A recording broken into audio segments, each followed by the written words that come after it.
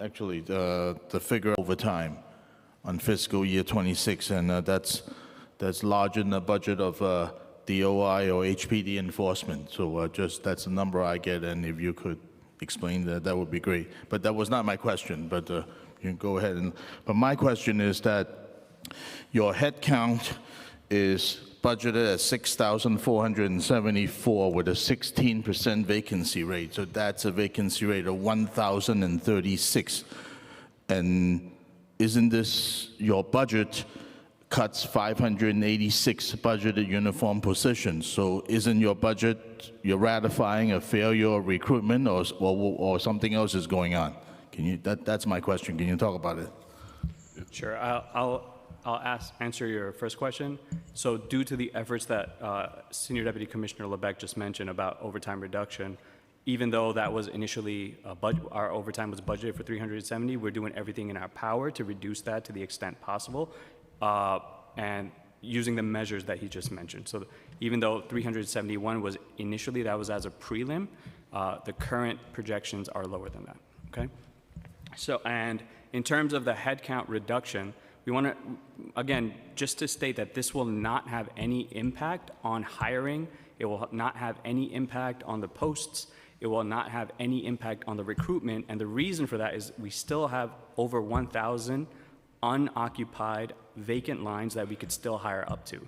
And the department will take every measure to aggressively hire, and not just that, but to retain as many uniform members of service as possible. And so like, it's not going to have any material impact on hiring at all. Okay, thank you. I have 1 minute left. My district is right next to the Kew Gardens Community Jail, and as of today, I don't see any shovels. I haven't seen any constructions, and I haven't seen any infrastructure redesign, rerouting, roads, widen, more lights.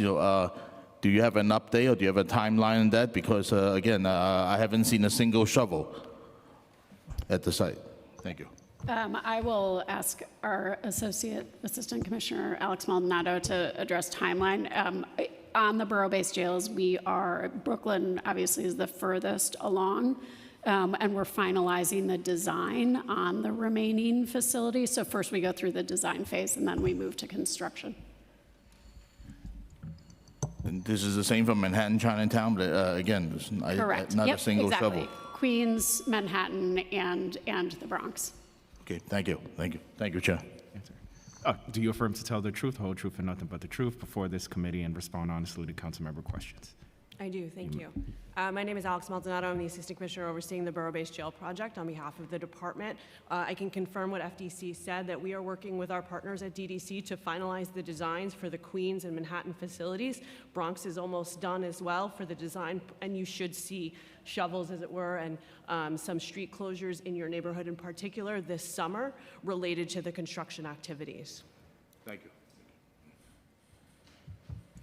Okay, thank you. And I'll hand it back to Chair Brooks Powers. Thank you, Chair. I am going to talk briefly about the lightning law. At the preliminary budget hearing in March, when asked about the status of lightning law installation and compliance, you responded that you were in the final stages, citing legal and technical issues. Can you provide an update on where you are with this today, and has the staff completed their training in the usage of this technology? Yeah, we testified exactly as you said, that we were at the finish line. We are dancing at the finish line right now. What we've done is we're engaged with the defender organizations who are going to be the end users of the product, and MOCJ, the finalizing terms of use, which we flagged as quite onerous for the persons in custody. So we wanted to make sure that that was fair and reviewed by their attorneys. That's what's occurring right now. As soon as that is finalized, which I have kind of directed and anticipated this will be done this week, we'll be ready for immediate implementation to start rolling out, identifying the users, and getting it onto the tablets for the individuals in our care to use.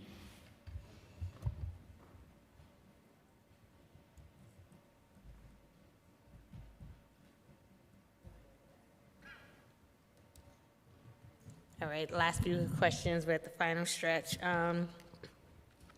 How is DOC facilitating connections to community-based programs, both when a person is in custody and at the point of their release? What changes have you made from the prior administration?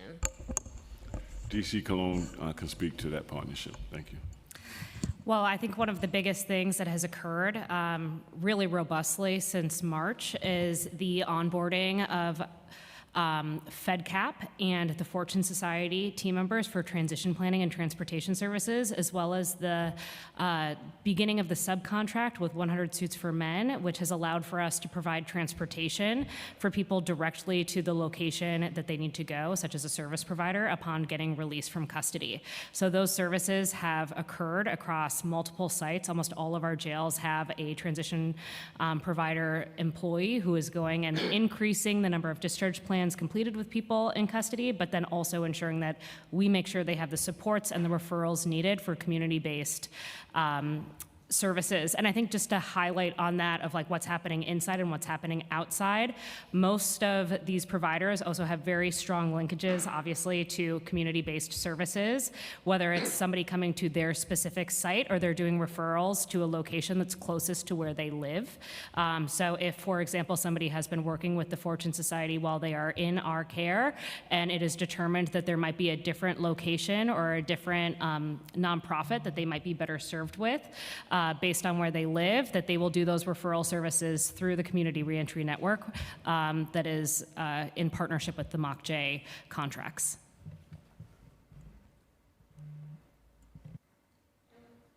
And what other steps are you taking to help safely reduce the jail population?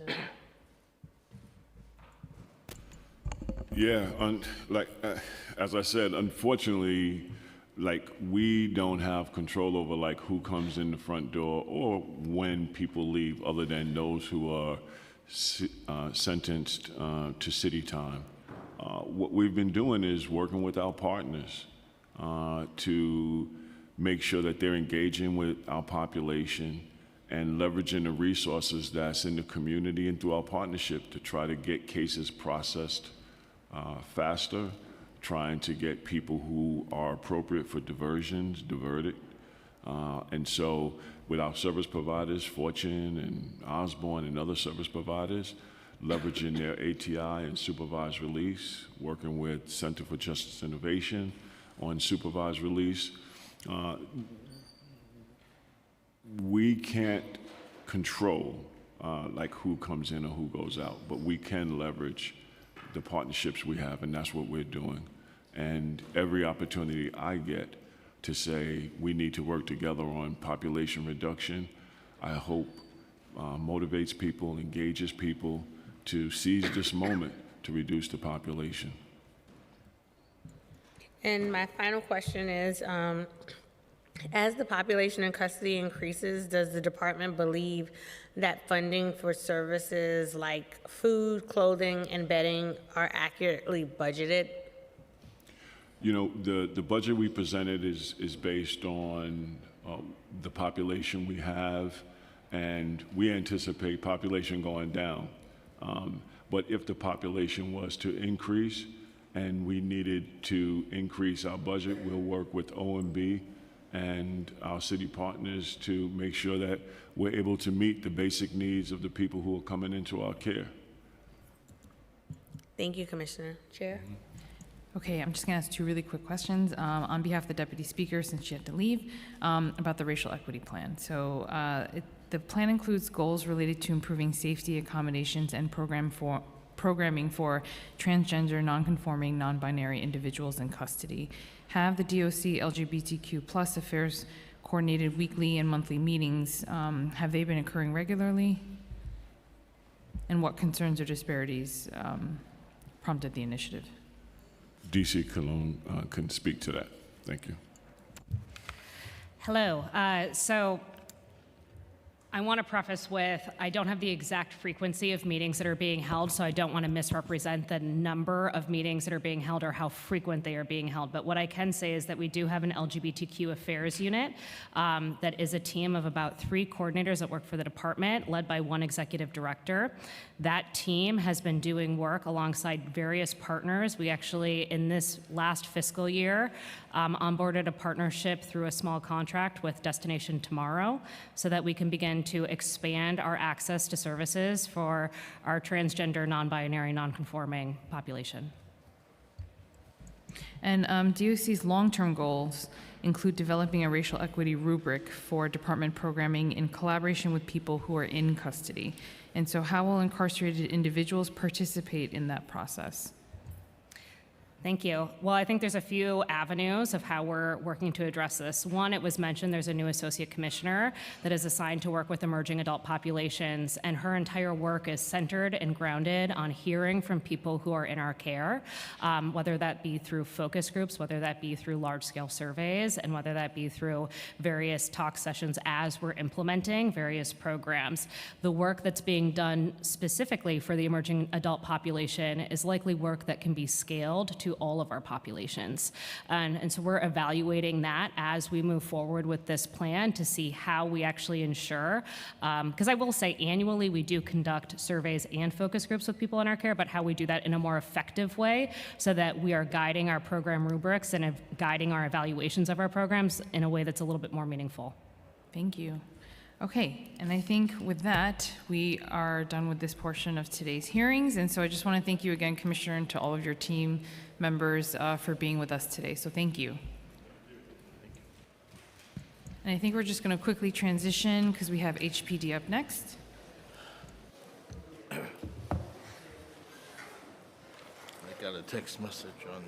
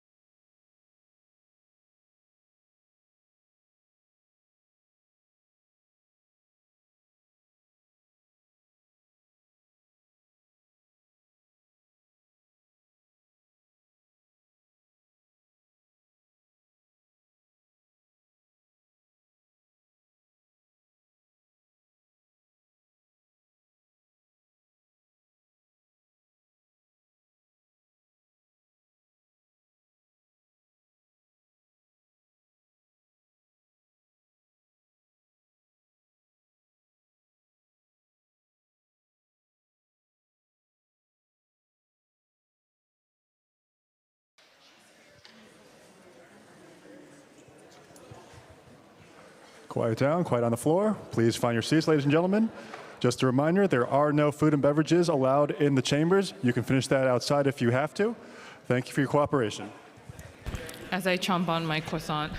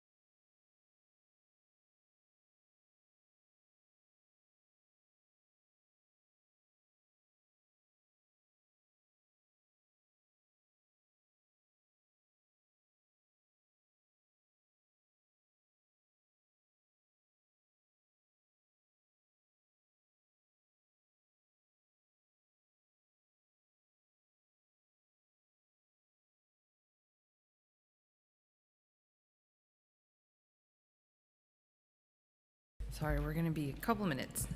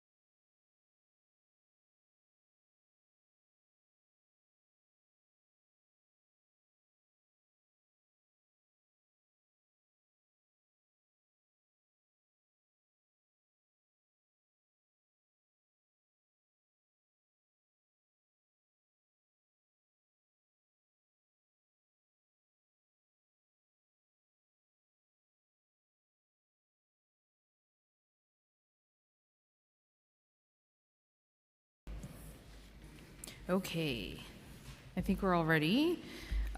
So good afternoon and welcome to the second FY27 executive budget hearing for the day, focusing on the Department of Housing Preservation and Development. Councilmember Linda Lee, and I am pleased to be joined by my colleague, Councilmember Purina Sanchez, who is the chair of the Committee on Housing and Buildings. And I want to recognize we've been joined by Councilmember Wong, Councilmember Zhuang, and Councilmember Salam. And I think that's it for now. So welcome, Commissioner Dina Levy and your team, and thank you all for joining us today to answer our questions. On May 12th, 2026, the administration released the Executive Financial Plan for FY26 to 30 with a proposed FY27 budget of $124.7 billion. The Department of Housing and Preservation's proposed fiscal 2027 budget of $1.15 billion represents less than 1% of the administration's proposed FY27 budget in the executive plan, and this is an increase of $60 million, or 5.6% from the $1.08 billion originally budgeted in the preliminary plan. This increase results from several actions, mostly stemming from the SPEED report and mayoral housing plan, including code enforcement expansion, housing vacancy survey reallocation, supportive housing, third-party transfer legal fee reimbursement, collective bargaining staff adjustments, asylum seeker reallocation, and increase in funds for Home First. As of April 26, HPD's headcount was 366 less than their fiscal 26 budgeted headcount. In the Council's preliminary budget response, the Council identified several areas related to HPD where the city could re-estimate revenue to claim as savings and to claim a combined $56.8 million in additional revenue from fines and fees collection for fiscal year 26 and FY27. While we appreciate the inclusion of the fines and fees in the executive budget plan, the $27 million accounted for by the administration is well below what the council had presented. And I now want to, we've also been joined by Councilmember Wilson. And now I want to turn over to my co-chair for this hearing, Chair Pirina Sanchez, for her opening statement. Thank you so much, Chair, and good afternoon. We meet today at a moment of real possibility. Since becoming housing chair in the council, I have called for our city to confront the housing crisis in its full complexity, not just a crisis of affordability, but one of housing quality, safety, and ultimately survival. Mayor Mamdani's first housing plan reflects that reality, and HPD is a critical component of achieving those goals. I'm encouraged by the ambition released last week. You're embracing an all of the above approach that this moment demands, building new housing, preserving existing homes, protecting tenants, supporting homeowners, preventing homelessness, and confronting distressed buildings where neglect is putting lives at risk. This is a great frame, and the work begins. The plan sets a goal of constructing and preserving 400,000 homes over the next decade and includes a serious focus on preservation, housing compliance, homeownership, and all the rest. But rightly, it names the Bronx, and that to us matters because the Bronx is hurting. 10% of our households, our homes, or families are facing an eviction filing each year, and 26% of Bronx households are reporting 3 or more violations, deficiencies within their homes. Families in our boroughs are calling 311 again and again for complaints and feel that repairs never come. This is personal, but also this is tragic because we're seeing that in older buildings and across the outer boroughs, fires have doubled in the last 2 years. This is due to proximate causes like self-closing doors that are not closing, people leaving doors open behind them, missing smoke detectors, but fires are displacing families, fracturing communities, and taking lives, like a 1-year-old that we lost on Bainbridge Avenue just a few weeks ago. These tragedies are the result of decades of deferred maintenance, disinvestment, and systems that too often respond after the harm has already happened. Major building systems should be replaced on a roughly 20-year cycle, experts say, but for decades we know that in New York City this has not been the reality, and the bill collector is here. That is why the preservation work ahead of us must be sharper, more targeted, and more accountable. Programs like Article 11s, J51s, every single preservation tool that we have in the city of New York must be evaluated through the simple lens of whether they are stabilizing buildings, protecting tenants, improving conditions, and saving lives. The central question before us today, in my estimation, is whether the housing plan's ambition is met in the proposed executive plan budget for fiscal year 27. The fiscal year 27 executive plan proposes a budget of $1.14 billion for HPD, which excludes NYCHA PACT funding, and that's approximately $80 million less than HPD's fiscal 2026 adopted budget of $1.22 billion. The executive capital commitment plan also totals in $16.9 billion for HPD, excluding NYCHA PACT funding. The plan also identifies a new needs of $1.2 million in fiscal 26 and $50.6 million in fiscal 27, which are critical investments that include additional code enforcement staffing, tenant interim lease repair funding, and new mortgage assistance program financing, as well as incentives for basement ADU conversions, and 17 additional positions related to the speed report to streamline and expedite development. We're also pleased to see an increase of $5 billion across the executive capital commitment plan, including approximately $500 million for, never mind. It's a good investment. We understand that this increase is intended to account for new requirements under the Construction Justice Act, as well as to supplement additional production and preservation. I want to highlight that there is important work already underway, and we look forward to your partnership in implementing that work. Billions in housing and infrastructure commitments that we secured through City of Yes, which I will continue asking about. We're also advancing the Safer Homes Act together to go after the worst landlords, and that will need to be reflected ultimately in the budget upon passage. We're continuing conversations around COPA. Speaker Men in Small Lots and Big Impact work is also underway. And we're working to better support aging deeply affordable housing, including struggling co-ops and Michelamas before they reach crisis. So just to highlight before wrapping that the central questions we're looking at today are, does the executive budget match the ambition of the housing plan? Does HPD have what it needs in order to deliver? How will preservation dollars reach the buildings and communities most at risk? And how will we move faster from commitment to completion? I'm excited to be here today, excited for your testimony. And before we begin, I want to thank the finance staff, especially finance analyst Carla Naranjo, Assistant Director Daniel Krupp, Deputy Director Chima Obichere, and Percy Sutton, fellow Catherine McMahon, and for their work on this hearing, as well as Legislative Committee staff, Austin Malone, Billy Eck, Jose Conde, Dirk Spencer, and Reese Hirota, Noah Schlossberg, and Mohammed Shahid. Finally, I'd like to take this opportunity to thank my team, Chief of Staff Maria Villalobos, Deputy Chief Ben Ratner, Gerard Fernandez, Kim Castellanos, and Dylan Campos. Thank you, Chair. Great, and we've also been joined by council members Maloney, Aviles, and Feliz. And with that, just a couple logistic announcements. So I've been saying this at every hearing, but we're consolidating all the public testimony into one awesome long day on Wednesday, June 10th, starting at 9:30 a.m. So for those that are sitting here listening to the hearing, please come back on June 10th with any questions that you may have and sign up for testimony. So again, June 10th, Wednesday, starting at 9:30 a.m. And also, just to quickly announce, the DOI hearing that's scheduled for later today at 4 p.m. will be across the street at 250 Broadway. So that's where the hearing will be. And with that, I will pass it off to our amazing committee counsel, Brian Sarfo, for the swearing in. Good afternoon. Do you affirm to tell the truth, the whole truth, and nothing but the truth before this committee and to respond honestly to council member questions? Commissioner Levy? I do. Deputy Commissioner Caphart? I do. And Chief of Staff Christine? I do. You may begin. Yep.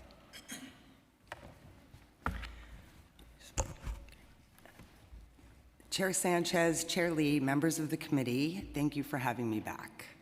2 months ago, I testified here for the first time as HPD Commissioner and described my priorities for leading New York City's affordable housing agency.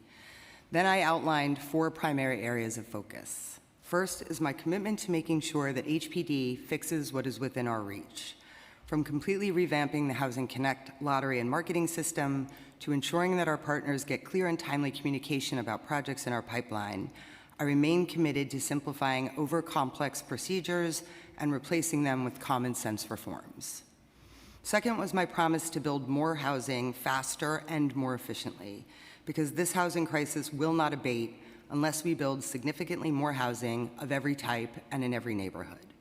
More housing for seniors, those earning the lowest income, homes for people with special needs, for unhoused people still living in shelter, and for those looking to become first-time homeowners. I also spoke about the need to maintain the affordable housing that we have worked so hard to create, because housing growth without preservation will leave us standing in place. Almost 500,000 New Yorkers live in HPD-regulated housing, and we must ensure that their homes remain safe and affordable for decades to come. And finally, I reaffirmed our commitment to protecting tenants, because our work does not matter if people do not feel safe and secure once inside their homes. Since March, we have begun the work of advancing those commitments under the leadership of Mayor Mamdani and in partnership with other agencies across the city. We have laid out a plan across 3 documents: the speed report, the executive budget, and our 10-year housing plan, block by block. Together, these outline a housing agenda that is unprecedented in its ambition and scale, and they tell a story of how we will fund and execute a housing transformation over the next decade. Building 200,000 affordable homes while also preserving 200,000 existing units of housing is a monumental yet vital task. We will work with our partners at City Hall and OMB to ensure that we have the resources needed to achieve these goals while continually employing cost-cutting and time-saving efficiencies in every facet of our work. The ramp-up will take time, but with more than $22 billion for housing across HPD and NYCHA programs in the 5-year capital plan, we have put forward a major down payment on that promise. That capital investment is matched with expense funding to build out our capacity, including funding for 41 new HPD staff lines in fiscal year 2027, 14 new positions for our code enforcement and litigation teams, and 27 new hires for our development division.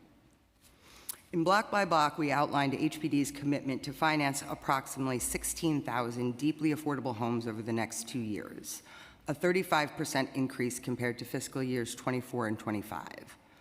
50% of those units will serve very and extremely low-income New Yorkers, and 5,700 of those units will provide new homes to households coming out of shelter, a 40% increase over the previous 2 fiscal years.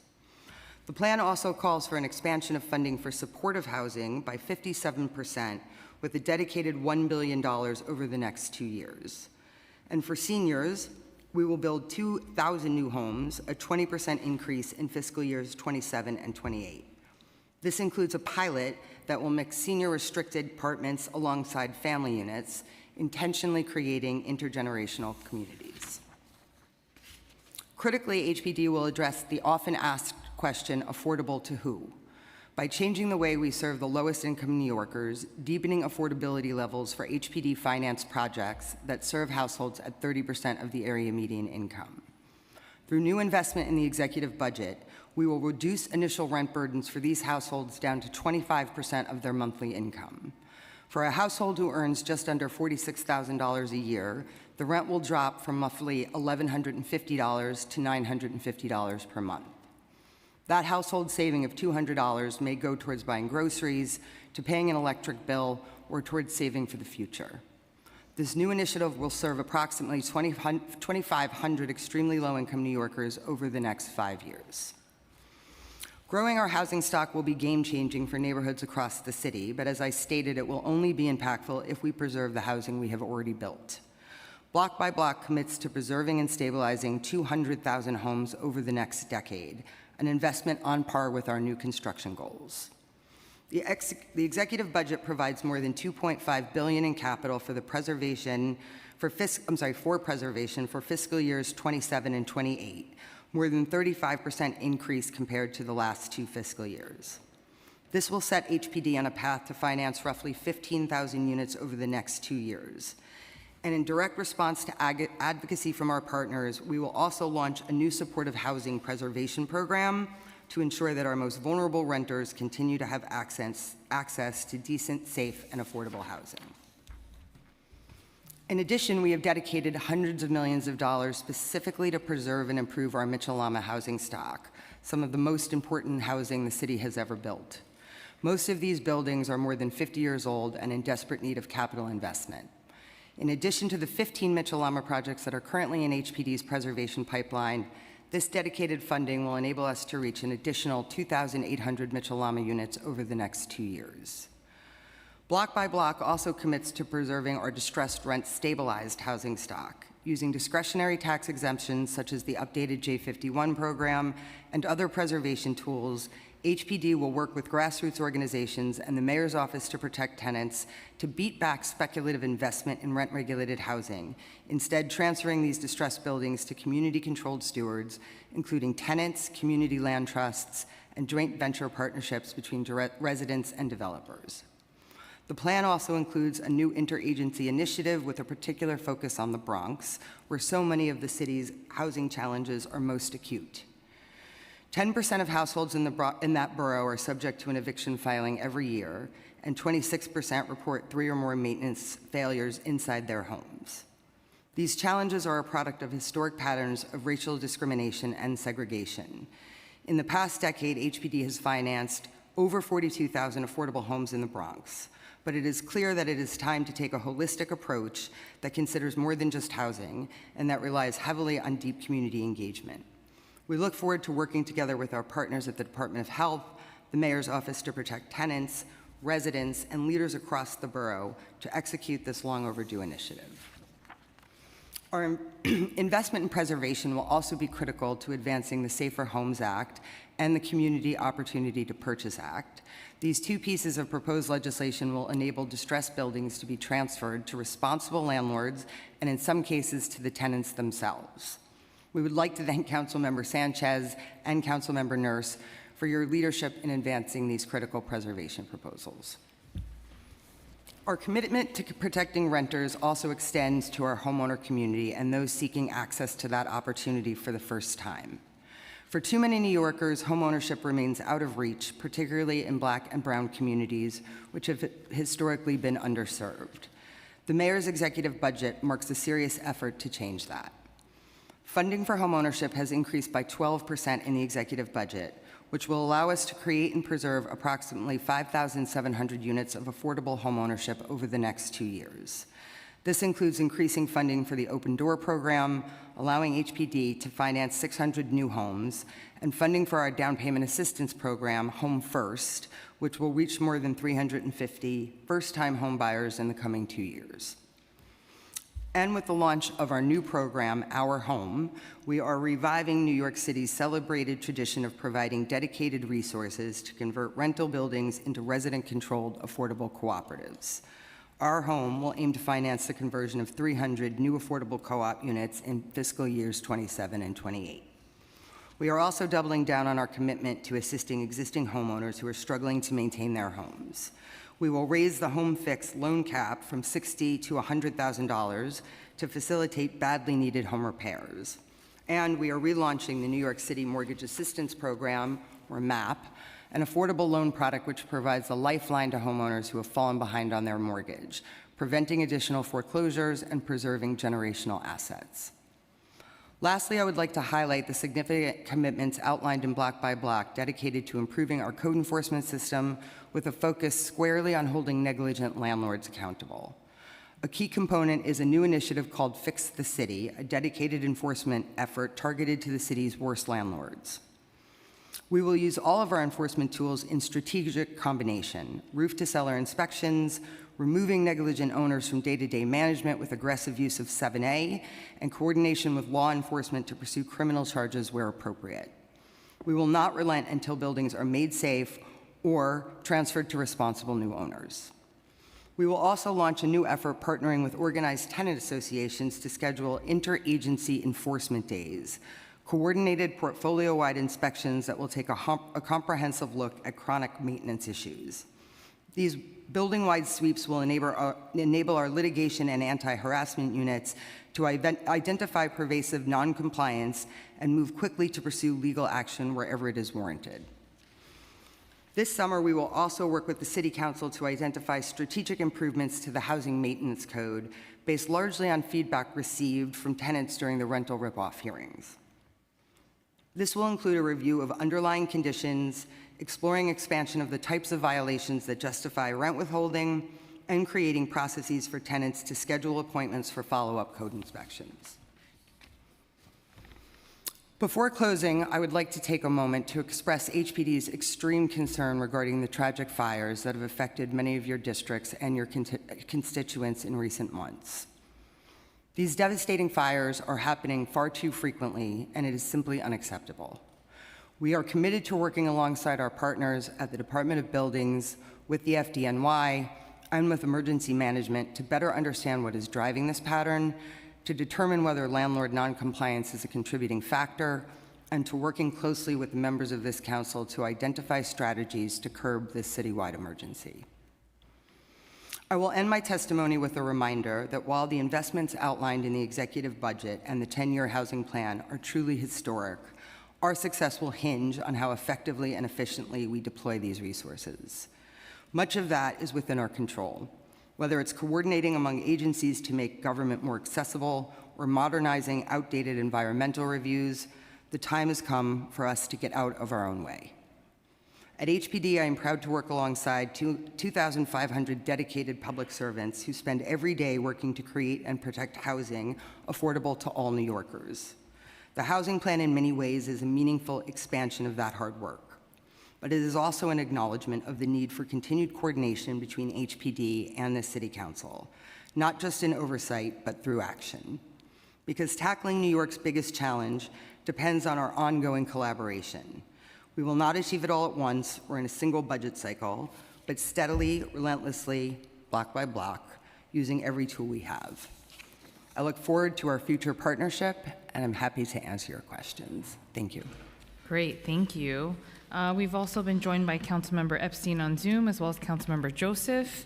And two things I wanted to just note before I go into my questions, which is that I'm excited to hear about the senior affordable housing, more specifically as someone who ran senior centers and homebound Meals on Wheels programs, and the intergenerational aspect of that, which I think is amazing, because so many of our communities across the city, especially immigrant communities, we do have multi-generations living in one home, so I'm really excited to hear about that program. And then also just the affordable home ownership. I have parts of Southeast Queens, and I know a lot of my colleagues in Southeast Queens, we always talk about how affordable home ownership is not discussed enough, and so I'm glad that this is also included in the plan, which we're excited to see. Okay, so just have a few questions before I pass it to the chair. In terms of the executive plan, we saw a vacancy reduction of 56 positions baselined into FY30 as part of the administration's mandate to identify savings. When accounting for the 41 budgeted positions added to the department as new needs, HPD has a net decrease of 15 positions in the executive plan. So are all 56 positions that were removed and claimed as savings going to be eliminated? Yes, that's right. So the vacancy reduction was an attempt to sort of look back at all of the vacancies, some of which, to be frank, are very, very old. Some of those positions have been absorbed by other staff. Some of them have been consolidated. So yes, those will be permanently removed positions. We are still working through with the leadership at the agency to figure out exactly which positions will comprise that 54. However, I do want to say that in addition to the 41 new heads, this actually is a path to allow us to start hiring all of the remaining vacancies that are still open, over 300 at the agency, and so we do expect to be growing the staff significantly and quickly as a result of completing the vacancy reduction. Okay, great. And then also getting rid of the 2-for-1, I'm sure makes it easier as well. Much easier. Okay. The largest savings is $750,000 baseline starting in FY26 for the removal of 2 positions in the housing education program. Please provide an overview of this program and how New Yorkers interact with the program.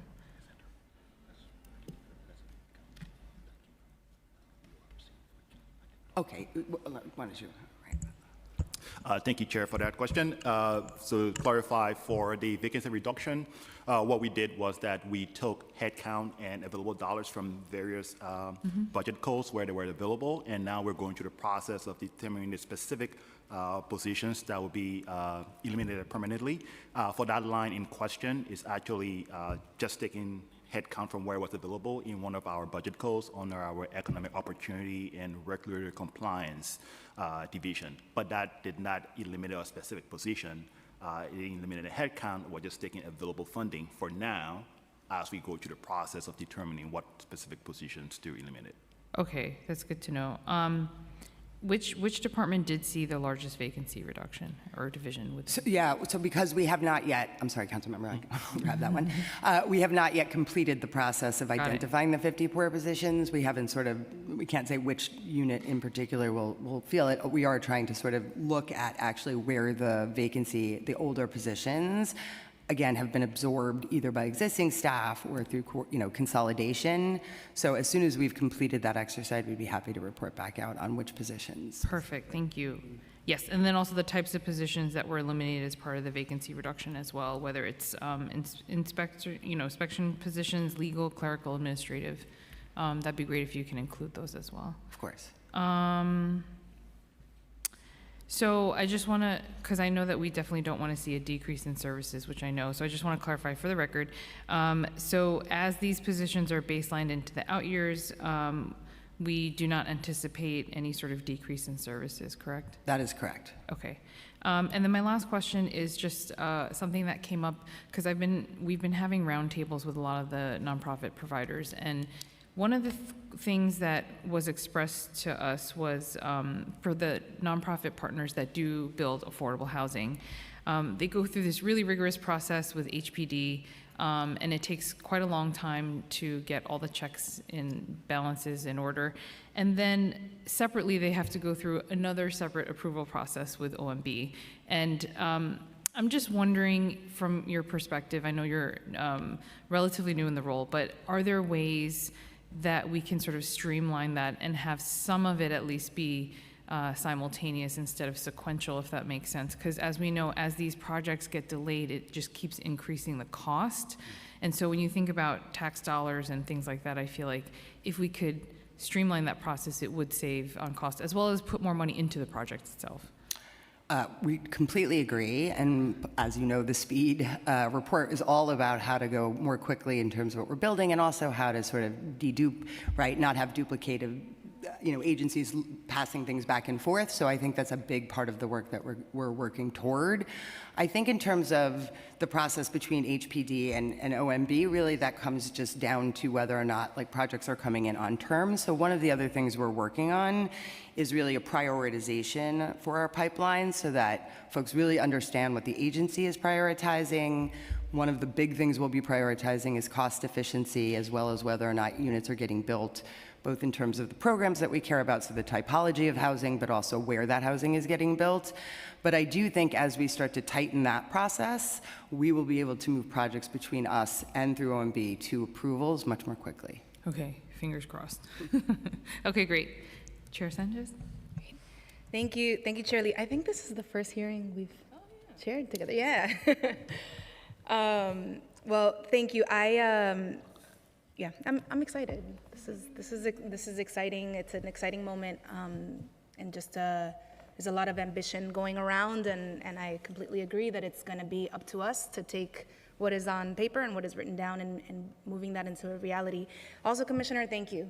Thank you for just acknowledging and recognizing what is happening in the Bronx and Queens, in the outer boroughs. Even as a council member, I still often feel like I'm yelling into the void, and so it's really heartening to hear you acknowledge us. So that's my first question. It does feel like the Bronx is burning again, and it feels like we are seeing, it's not a feeling, it's a doubling of the number of fires in the Bronx and Queens in the last 2 years. It is a dramatic increase in the number of fatal fires, the number of New Yorkers we're losing to these fires. And so just to pick up on the last bit of your testimony, can you highlight the ways in which FDNY's data on where fires are happening, the risk factors that they believe to be the most important, where is this information featured in HPD's preservation and code enforcement work? Yeah, I appreciate the question and share all of what you said is true. It's been pretty devastating to witness the number of fires and severe fires and fatalities as a result. I'd say at the moment, we are still trying to understand if there is a causal or a specific thing that is causing the fires. And to be frank, I don't think we know the answer to that just yet. We have started conversations with DOB, with emergency management, and with the fire department to see if there are patterns in the data, if there are things we need to do from a housing maintenance code or compliance perspective. We already do a fair amount, as you know, of outreach and coordination with FDNY around self-closing doors and the importance of that, and also having smoke detectors.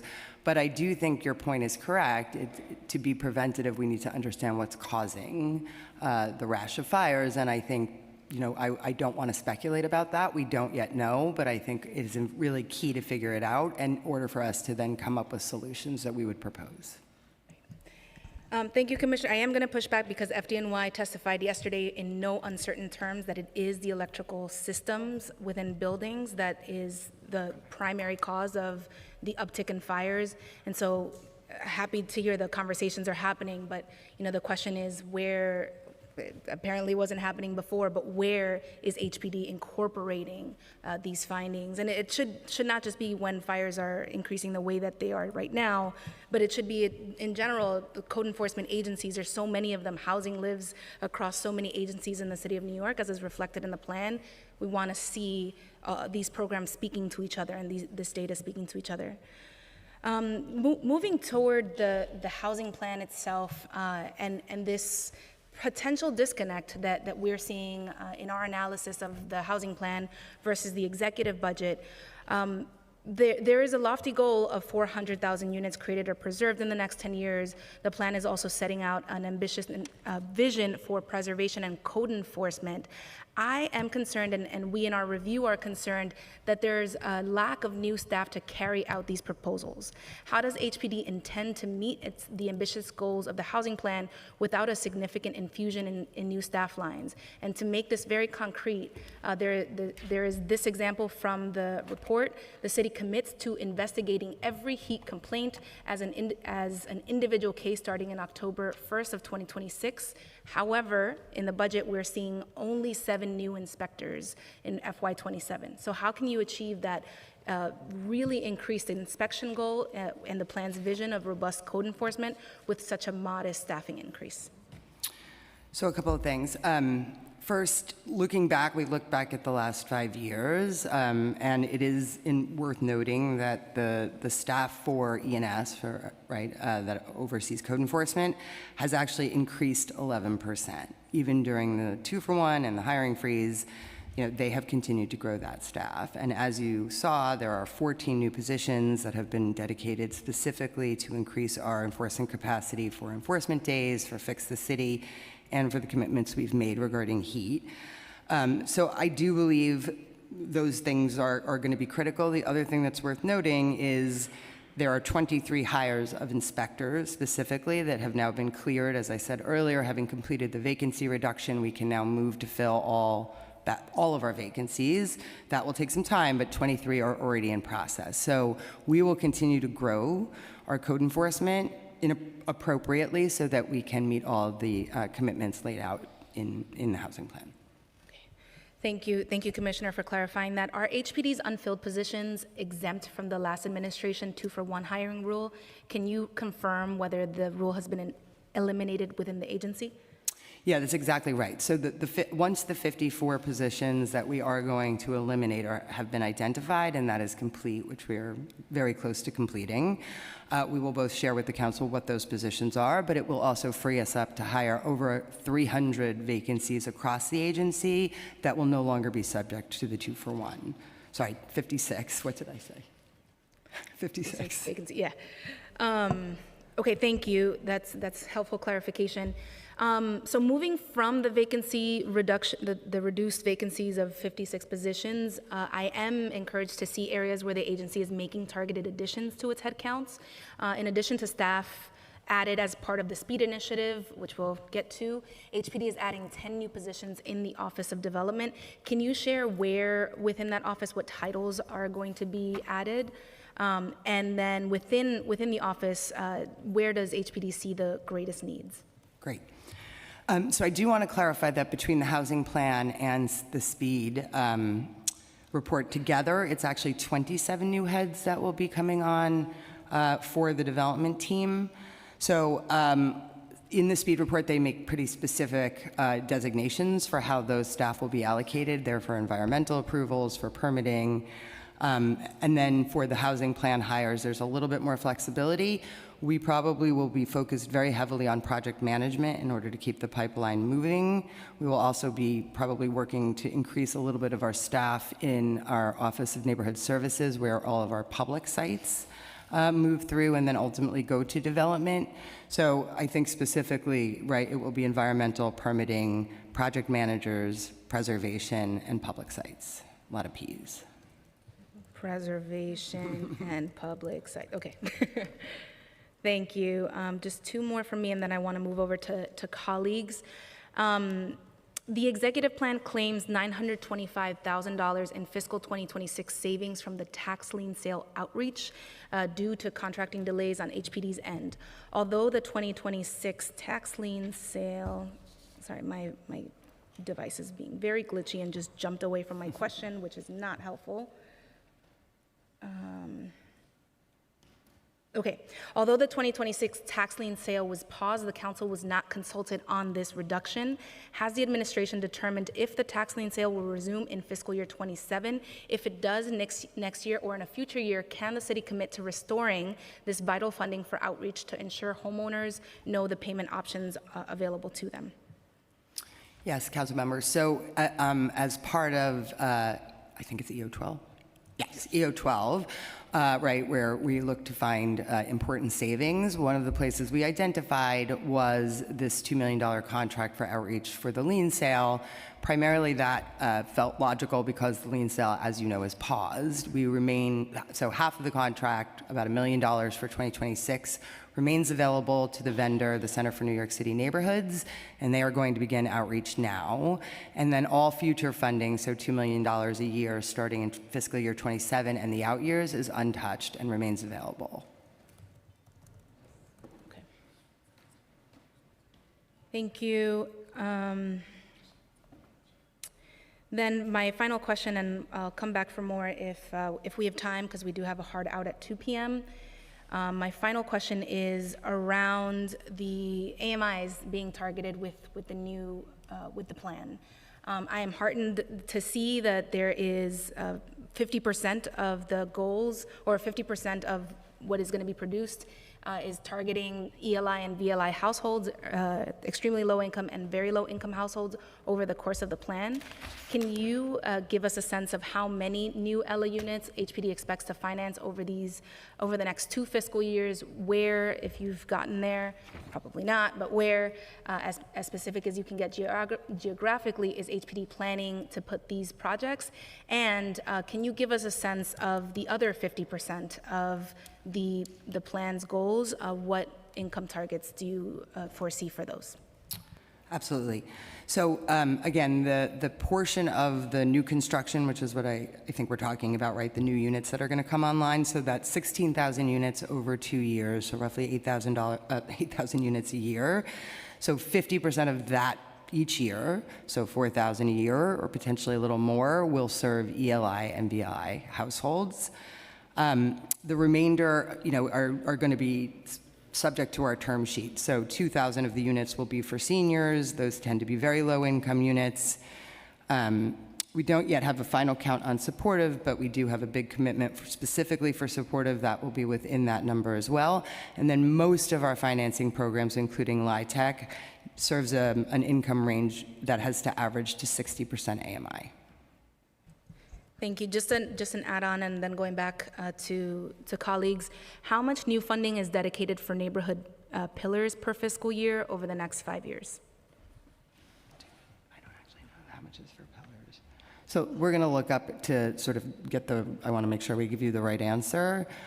Pillars has been a little bit slow going, as you know. We have not closed a project in fiscal year 2026, but we are trying to revamp it through the lens of, there's a number of portfolios of rent-regulated housing out there that are now transferring either through voluntary sales or through foreclosure. So we hope to see pillars getting more legs. I think we have a project right now that is getting close to the end of the pipeline. And maybe Gardier needs a minute to look up the exact allocation for pillars for the next 5 years, or you found it? No, I'm not finding it, but we'll keep looking and I will get back to you on it. Sorry. Yeah. All right, I will remember. Okay. Thank you. Thank you so much, Commissioner. Okay, sorry, my back is killing me, so I have to stand up. Oh, Okay, we've been joined by Councilmember Ressler, who is somewhere here, as well as Councilmember Hudson, and we're going to, oh, she's not here. So we're going to start off with Councilmember Wong, followed by Wilson. Thank you, Chairs. My first question is about the budget. The capital commitment plan for HPD jumped from 1.93 billion in the preliminary plan to 3.92 billion in executive plan. That's a 102.8% increase in a single revision cycle. What specific projects drove that doubling? Can you answer that? Are you asking what projects will we finance with those new funds? So that's sort of what we just covered in terms of the projections for what we intend to do over the next 2 years, 16,000 units. Okay, well, let's talk about the 6,200 vacant NYCHA units and how many of them will get renovated in this budget cycle. So that would be a question more appropriate for NYCHA. As you know, HPD doesn't oversee the vacant units for NYCHA. I'll ask NYCHA. Thank you. Thank you. Great. Councilmember Wilson, followed by Maloney. Thank you, chairs. Good morning, or good afternoon, Commissioner. Thank you. I have some questions about artist housing. So over the past decade, American cities have been creating artist housing, nearly 3,000 units, but with well over 1,000 more on the way. But in New York, for the first time ever, we've seen a decrease in artists and cultural workers. So, in my district, affordable housing like Westbeth and Manhattan Plaza, extremely successful, very popular, anchors in our community. So what role does artist housing now play in the city's affordable, livable, and culturally vibrant future? And how is HPD coordinating with DCLA to ensure that artists are part of the bigger picture of our housing plan? Thank you for the question. So we've been meeting with the advocates and the guilds that are actually advocating very strongly for more artist housing. I obviously know, both Westbeth and Manhattan Plaza, Mitchell-Lama, that I used to actually work in. So we understand that there's a need, and we understand, particularly I think we're sensitive to the fact that the way artists are compensated makes it challenging for them sometimes, right? Like to qualify through Housing Connect, we've heard that there's challenges because some months they don't have flat income, right? So the income fluctuates. We are sympathetic. We are trying to determine like what can be done in terms of designated artist housing. I think there is some tension there, if I'm to be fully frank, about whether artist housing serves all communities equally, or whether, right, that doesn't tend to work out. So I think we are just cautious about the fair housing lens there. But we are continuing conversations to determine whether or not HPD needs to do more in that space. Hear you on the fair housing, but of course there are artists in all communities that could be served by that. Could HPD issue clear guidance on an artist preference housing, like using data from a dedicated artist survey that reflects the diverse economic and cultural makeup of artist communities? Can I just clarify your question? The question is, could we produce data on that question or publish data on that question? Yes, and perhaps use that for in order to sort of guide our work. If there are data sets on this question, and again, having met recently with a coalition dedicated to this very question, we did get into some of the statistics. More so, we were getting into the sort of definitional change that they seem to be adopting around artists. What do they call it? Art as work, but not necessarily folks who are like employed daily in the artist space. So I think we're very open to continuing the conversation. And if there are data sets that you would like to share with us that you think could inform what policies you're advocating for, we would be very happy to sit down and talk about it. Excellent. Thank you. Sure. Member Maloney, followed by Councilmember Aviles. Hi, thank you for being here. My questions are around 485X tax reforms, which requires developers of buildings with over 100 apartments to pay construction workers a minimum of $40 per hour. According to HPD, just 1% of developments of proposed developments have 100 units or more and are registered to take that tax break. So my question is if this is incentivizing a shift to smaller projects, and if you've analyzed the impact on the total volume of affordable housing units. Great. So I would start by saying that we are looking at the question of 485X, but I think it's also worth pointing out that we do have over 300 registrations currently in our pipeline for 485X. I think it's also worth mentioning 71 projects this fiscal year have closed, producing 521 affordable units. We are talking both internally and with DOB as to whether or not we are seeing more projects tend towards the 99 or less. And there are some certainly, but we have not found anything, in that space that looks untoward or, outside of what is allowed. So we will continue to monitor it. We do want to see this program take off, and we will continue to explore whether or not there are issues with folks not building or leaving. Certainly, we don't want anybody leaving developable space on the table. Right. So of that 300, how many are over 100 units? So we would have to, I haven't done an analysis of what's in the pipeline, but we could certainly do that for you and get it to you. Thank you. Sure. And how does HPD determine whether or not a project development is separate, truly separate buildings, or one project? And adding to that, what indicators, like if the buildings have unified design, or if they have a shared financing model or common ownership, do you use to indicate this is one project or truly multiple separate projects? Yeah. So that determination actually is not made by HPD. It's first made by DOB and then ultimately by DOF as it relates to tax lots. So that's why I say we've been meeting with DOB to understand how they do the analysis of what is legitimately one building or two buildings. They have looked deeply at the applications that have come through, the ones that have closed, and again, they think it follows history that, what has been classified as two separate projects meets the legal definition.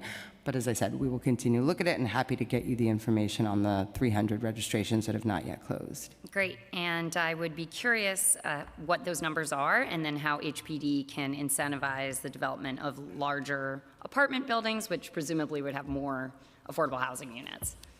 That is true. All right, thank you very much. Those are all my questions. Okay, Councilmember Vilas, followed by Councilmember Joseph. Thank you so much, Chairs. Thank you for your testimony and the work you do. I was curious if we could talk a little bit about the SARA funding for senior housing. It is one of the most important things our city needs to do for our aging population. Can you tell me what the current funding for this current fiscal year is for this program? Yeah, so I can talk to you about what we have projected we will produce over the next 2 fiscal years, and I will ask Gordé to pull up the sort of set aside if we have it specifically. So again, the goal right now is to do 1,000 units a year over the next 2 years. So 2,000 units of senior housing. One of the challenges, just to be frank, is almost all of our senior housing requires Section 8, and because there is limits to the federal government has been abandoning their obligations in that space, we are looking for more creative ways to make sure that we keep producing senior housing. And so one of the ways to do that, as I mentioned, is through mixed projects that are both set aside for seniors but also allow for family units, which then create a cross-subsidy enabling the project. But also, I think we are enamored by the idea of creating intergenerational communities. Absolutely, as so many of our families are intergenerational, and it would be great to support that. So currently, my understanding is that SARA projects are on hold given the federal cuts. Is that correct? No, so I'm happy to report that is not correct. We have, I think it's about a dozen projects already in pipeline that have an allocation of project-based Section 8. So those projects have not yet been counted or moved through our pipeline, but will continue to move. And then, as I said, we are using other sources that we can access, including NYCHA vouchers, where possible, to make sure that we continue to take projects. So the 2,000 units that I mentioned going forward are new commitments to ensure that SARA keeps moving. And for those that are currently in the pipeline, do we have an understanding of how much units those are expected to produce? I'm going to check with a colleague. Patrick, do we know? Yes. Do we know? 2,000. Oh, he's just waving it over. 2,000 in pipeline now.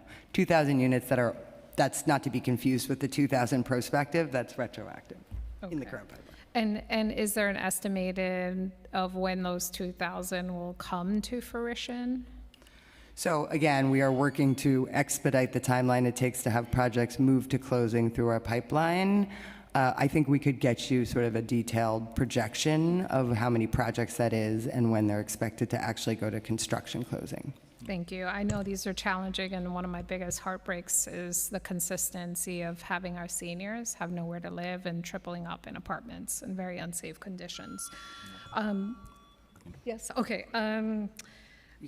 One thing about, I think I got those numbers. I just want to flag, we have a property on 68 Nelson Street in Red Hook that was found court-ordered corrections and well over a year remains outstanding with conditions significantly worse. I will talk to the team after that. After the hearing. Thank you. I just want to get you the number that you asked for on the funding for Sarah, Great, if I thank you. could. Do you have it there, Gordon? Yeah. And that's for this year. So it's 158 million for Sarah. In this current fiscal year. Great, thank you so much. And I'm sorry. So the 158 million, I guess I'm trying to understand how these investments, what their equivalent production value is. Like 100 million gives us 50 units. Can you give me a sense of like how these investments are kind of leveraged and how you equate like what the production value is of? So production, right, is based on our term sheets and like how much subsidy and how much capital needs to go in to build each unit. So, I don't want to, I don't know, Patrick, if you have more to say here, but the 158 million is what we would be using to produce the 2,000 units that are happening right now. Right. Okay, that's helpful. I know it's not a well-formulated question, but no, I understand. It helps me. Thank you. Great. Councilmember Joseph, followed by Wrestler. Thank you, chairs. Good seeing you, Commissioner. I'm over here. Thank you. You came to the district a couple of weeks ago, and you saw and you heard and you've seen a lot. So my questions are, what would need to change about the way HPD does enforcement to stop landlords from neglecting the buildings? What we saw was deplorable, dilapidated, older adults living in the worst conditions I've ever seen. Right. So, a couple of things I would like to say, right? So in the housing plan, there are two initiatives that are really meant to address exactly that type of housing, and we want to do it in a very targeted way. So we're calling it Fix the City, whether you like the name or not, right? The intention there is to really go after really chronic landlord neglect, right, where there has been a willful refusal to comply with the law. We do have obviously tools, litigation. We have a whole unit dedicated to bringing litigation. One of the challenges is that even when we bring cases, right, they sometimes languish in court. So one of the things I'm happy to report, and I think there was reference to this in the housing plan, is we've gone proactively to meet with the Office of Court Administration to work on an initiative in which they will issue a directive to all housing part judges that will create an expedited calendar for certain types of cases. So there are 4 types of cases that we're talking about. One is 7A, another is for vacate orders, where we're bringing cases against landlords who have a fire, the units are vacated, everybody's displaced, they never bring them back. The third would be for HPD brought comprehensive cases, and the fourth would be for any type of C violation that affects essential services throughout the building, so no heat, no gas services. No stove. No, We saw exactly, that. I saw the no stove. So what we saw was, you are correct, unacceptable and requires strong action. And I think the whole point of Fix the City and the Enforcement Days initiative is to really step up how we're going after landlords who would just allow tenants to live like that. I have a quick follow-up. So are the penalties for violations priced appropriately to make landlords comply? Because I think some of them will say, I'll take the penalty versus fixing the apartments. And we saw that in several units that we walked into. Yeah, I think it's a question of whether or not the penalties are severe enough, right? So again, part of Fix the City is to step up not only our legal enforcement, but also potentially criminal enforcement. And so we have been talking to the DAs and to the Attorney General's office, where there are potentially much more serious consequences for continued non-compliance. I would argue that in many of the cases where we see the kind of distress that you're talking about, they don't pay the fines. So a quick question then, of the violation the city's issue, what percentages actually are being collected when you do find these landlords? So I have some of those statistics. I would say in our ERP, do I keep going? No, keep going. Okay. in our ERP program. In our ERP program, we have probably the highest collection. So this is where the agency is making repairs at it, right? We're doing the repairs when the landlord refuses to do it. So I think this is for charges that occurred in 2025. There was about 26 million and a collection rate of about 70%. Wow. So what percentage of that landlords pay on time? On time, I don't know, right? The money goes, unfortunately, doesn't come to us. It goes to DOF and into the general fund. So I don't have a clear sense of exactly how quickly. But I think, again, right, ERP is probably our best collection. And again, I said this last time and I want to repeat it. Our goal is not really extracting penalties. It's getting the housing fixed, right? And so we do need to step that up. And if fines are not compelling enough, I think we need to take stronger action. And 311, how do you plan on working with 311 to better fix the system? So when I call, my case is not closed, but I've never seen an HPD inspector. So one of the things I think we spelled out in the housing plan is also how to do better coordination, not only when a person calls and lodges a complaint with 311. Often what happens, as you know, is inspectors go out, the homeowner's not there, they don't gain access. And so one of the things we are proposing to do going forward is to create a system where when we miss a tenant trying to inspect a unit after a complaint has been filed, we will then schedule an appointment. Starting out, we will be using text messages to do that, and then ultimately we will upgrade our technology so that that can actually be done online, allowing both the homeowner and the code inspector to agree when, at an appointed time, they will come back out. Great, thank you. Thank you, chairs. Great. Councilmember Bresser, followed by Zhuang. Thank you so much. I firstly just want to say how lucky we are to have Chair Sanchez leading this committee, and thank Chair Lee for her remarkable endurance on hearing 2 or 4 of the day. I think everybody should bring pastries and cupcakes and other nice things to Chair Lee. And thank you, Commissioner, for joining us. So a few things I just want to jump into. First is legislation we passed at the end of last year with great help from HPD. I want to especially thank Deputy Commissioner Santiago. Our indoor cooling bill, landmark legislation, Local Law 23 of 2026, I guess technically it passed into law this year, to require all tenants to have access to indoor cooling during the summer months. While full implementation does not take effect until 2030, there are certainly areas, technology, analysis, planning, where HPD can begin to prepare for this massive shift in New York City.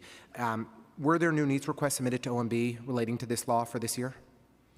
No, we didn't make any requests for new needs, though we have begun the process of starting planning for rulemaking, which I believe we will put out in 2027. And so I think right now the rules are particularly focused on the inspector qualifications for going out and ensuring that the hardware that's put into the unit as part of the cooling bill requirements is up to standard. I think, we have not yet anticipated additional costs that the agency would incur as a result of enforcing the new law.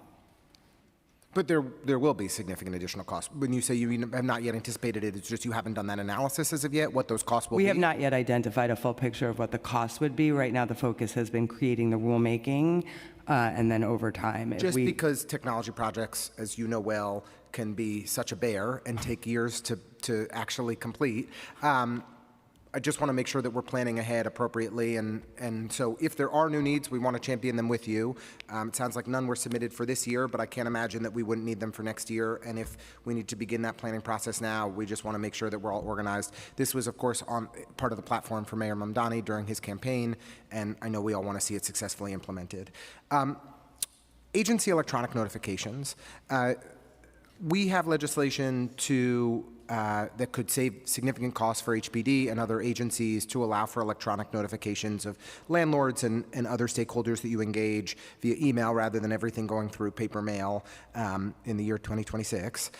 Just wondering if HPD is working toward kind of an electronic notification system. Is this something that you've identified as a priority?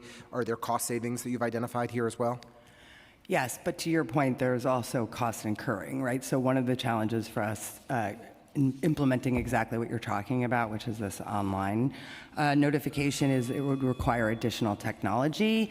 So that is something we've started to cost out and are working with OMB to sort of figure out what the final budget for that and other technology upgrades that we need to do for code enforcement, including inspecting vacant apartments. So there is a fairly large sort of series of questions that we're asking about, like, what upgrades do we need? I think at least partially we've identified a vendor for some of those and are just trying to finalize those. Okay. Final question as my time expires. Excited to dig in on the housing plan with you and your team more. Excited about a lot of expansion of new construction. On the preservation side, something that we've raised with you previously, and I think we owe you some details that we'll get to imminently. We're very concerned about expiring 421A buildings that have no good cost protections. And just wondering, as you're thinking about the preservation expansion that was significant, you know, with the $4.5 billion additional dollars in funding that HPD received in the capital plan, is this an area that you think we can target? Any thoughts you can offer there? Yeah, this has been also very much on our minds. So, you know, right now there is about 8,000 units, or about 2/3 of the eligible projects that were expiring. So these are the affordable units as part of the 421A that have opted into the 421A 17 program, right? So that extends the affordability as long as the developer can add an additional 5% affordable unit. There are more expiring, obviously, and that will continue happening year over year. And so we are, you know, exploring, is there more outreach we need to do? Is there more resources we need to sort of bring to bear? But we are also very committed to making sure that we do not lose the affordable set-asides in the 421A. We appreciate that and want to work together on it. And I'm over time, but for 10 seconds, just really want to underscore, I don't think it's just about the affordable units. The market rate units have been subject to rent regulation over these years, and in districts like mine, they can triple or quadruple in rent. And so we really need to focus on how to keep those units as units that middle-income families can live in today, but will only be available to extraordinarily rich people if we don't protect them. I agree, and I live in one, so just so you know. Half a block outside the district. Yes, and I would also point out, right, that we do understand that those units remain stabilized during the tenancy, right? So they wouldn't lose stabilization protections while the tenant remains in place, but we agree when the tenant leaves, it would become fully market. So understood. Great. We've been joined by council members Morano and Riley, and next we have Zhuang, followed by Hudson. Thank you, Chairs, and also thank you, Commissioner. I'm here. Oh, good. Hi. I love about intergeneration housing. I want to know what's the percentage for seniors if it's intergeneration housing. It's an excellent question. I don't know that we've actually gotten to a finalized term sheet. So, right, the question of how many units would be restricted for seniors and how many would be family-size units will really come down to making sure that the cash flow for the project works. We will be, you know, doing some modeling and some underwriting to create a term sheet. I'm going to just look to see. No, looks like nobody wants to add to that. So I think it would be a mistake to commit right now to how many of a generational building are senior and how much are family, but we would find the balance that way. So our senior doesn't know how much housing they're going to get after the SARA not able to build anymore? No, SARA will continue to build, as we said. I think we also have a clarifying point about how much money there is in the budget for the SARA, but there's 2,000 units that are currently in our pipeline and an additional 2,000 units that we're committing to for senior housing, specifically for seniors, over the next 2 years. And then your team just said $158 million for SARA? I think that's where we want to make a correction. Yeah, that's for the current fiscal year. The question was for the current fiscal year, FY26. For how many units? In 2,000 units. 2,000 units. Then each unit only costs $79,000. What kind of units will be that?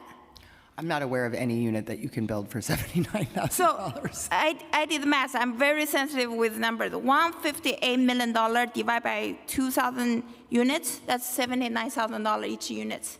So that is the subsidy that we have to contribute to make the projects go, but I'm not sure I understand your question. I thought you were saying it's less expensive to build NYCHA units? No. For me, it doesn't make sense. For $79,000, we can build a senior units, SARA units for seniors.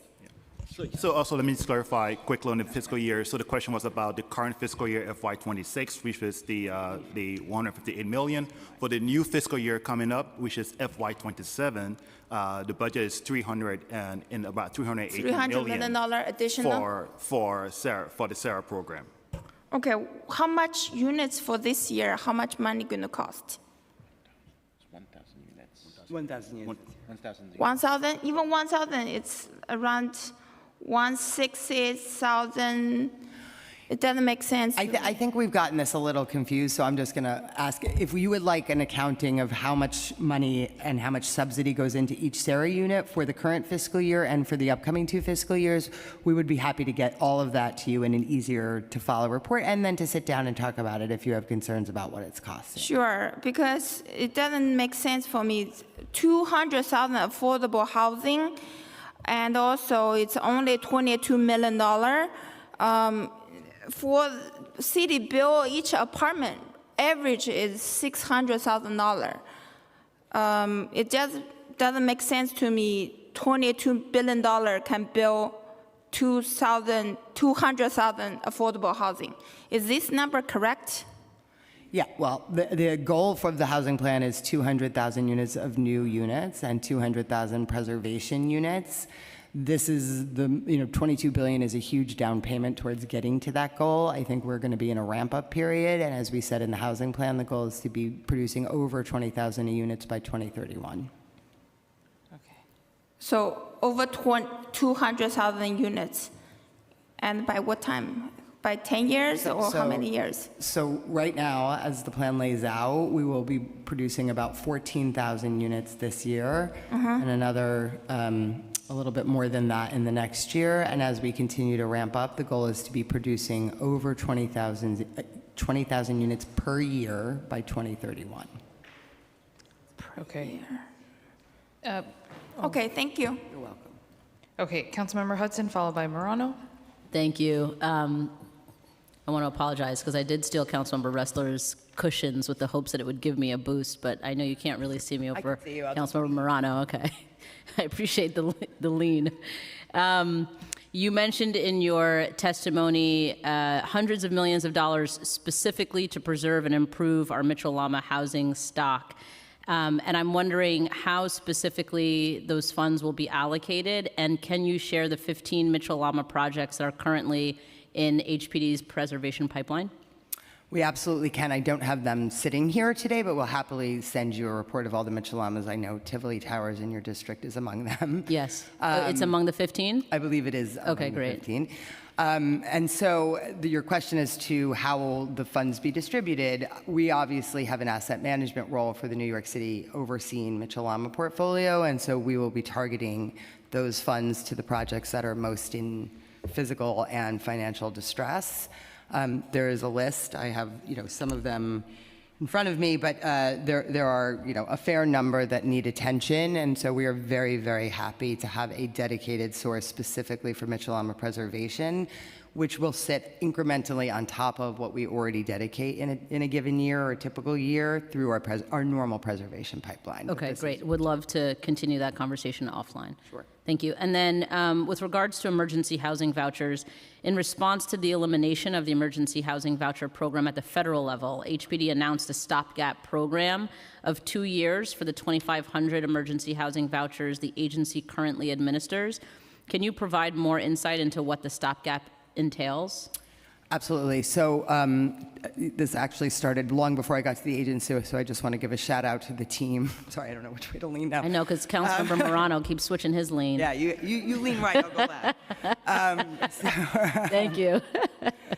So So the team worked really hard, knowing that the federal government was sort of retreating from this program, which is terrible, to transition all of our EHV holders to our HOME program. So these are federal funds, and one of the things HOME allows for is something called tenant-based rental assistance, TBRA for short.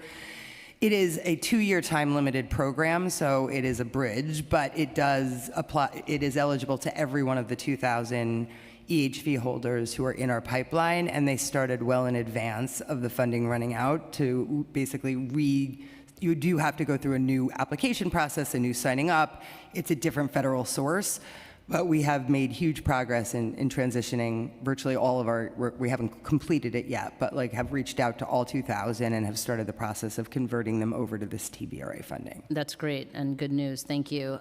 Does the program incur additional costs at HPD? Just time and staff, but we're muscling through it. All right. And then how do you plan to support impacted households after the 2 years of the program? I think we'll have to continue looking for all available resources. I mean, there is a hope that the federal government might decide to reinvest in housing sometime between now and then. That would be the best option, but short of that, we will potentially get new home funds in out years, and so we'll have to look at least with, more than a year in advance to see if we can continue going. You can extend TBRA, but that is contingent on the funding being available from the federal government. Great. Thank you so much. And thank you, Councilmember Morano. Councilmember Morano, followed by Riley. My apologies to my colleague for the inconvenient leaning. It's not the first time my lean to the right has gotten me in trouble in this body.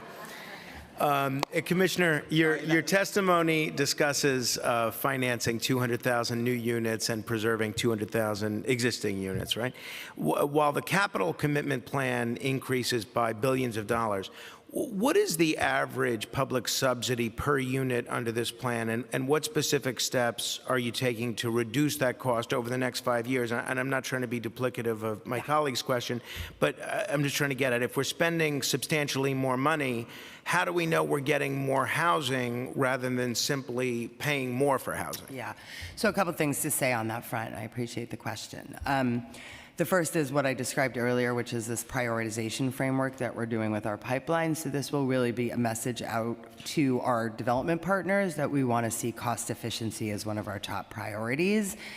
That will solve some of it, but obviously not all of it. So the second thing I would point to is the work that we've just done through the SPEED initiative. So while that's a lot about time, as you've probably heard, time is money. And so creating these efficiencies in the way housing gets built, in the time it takes to build, having, just as an example, the SECRA reform come thanks to the governor and the legislature, that is a huge cost savings to projects, right? It could cost more than $1 million for, we've heard significantly more than that, just to get through an environmental review, many of which don't have any findings. And so anyway, these efficiencies through SPEED we think will help really drive cost savings in production.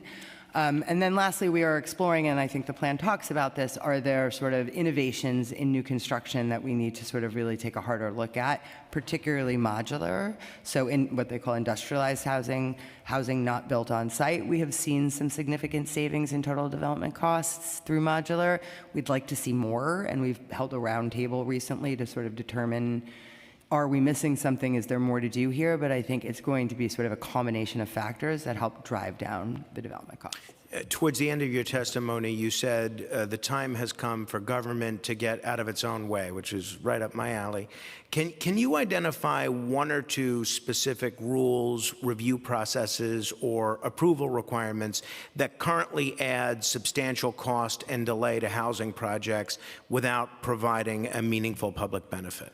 Well, not to be redundant, but SECRA was a very good example. We did a look back. I'm going to get the numbers wrong, so somebody will hold me truthful, but that we looked back at dozens and dozens of projects that had gone through a very lengthy and very expensive SECRA review, and looking back, less than 1% had any findings of any kind. So the thinking, and again, it's really millions of dollars and months of time.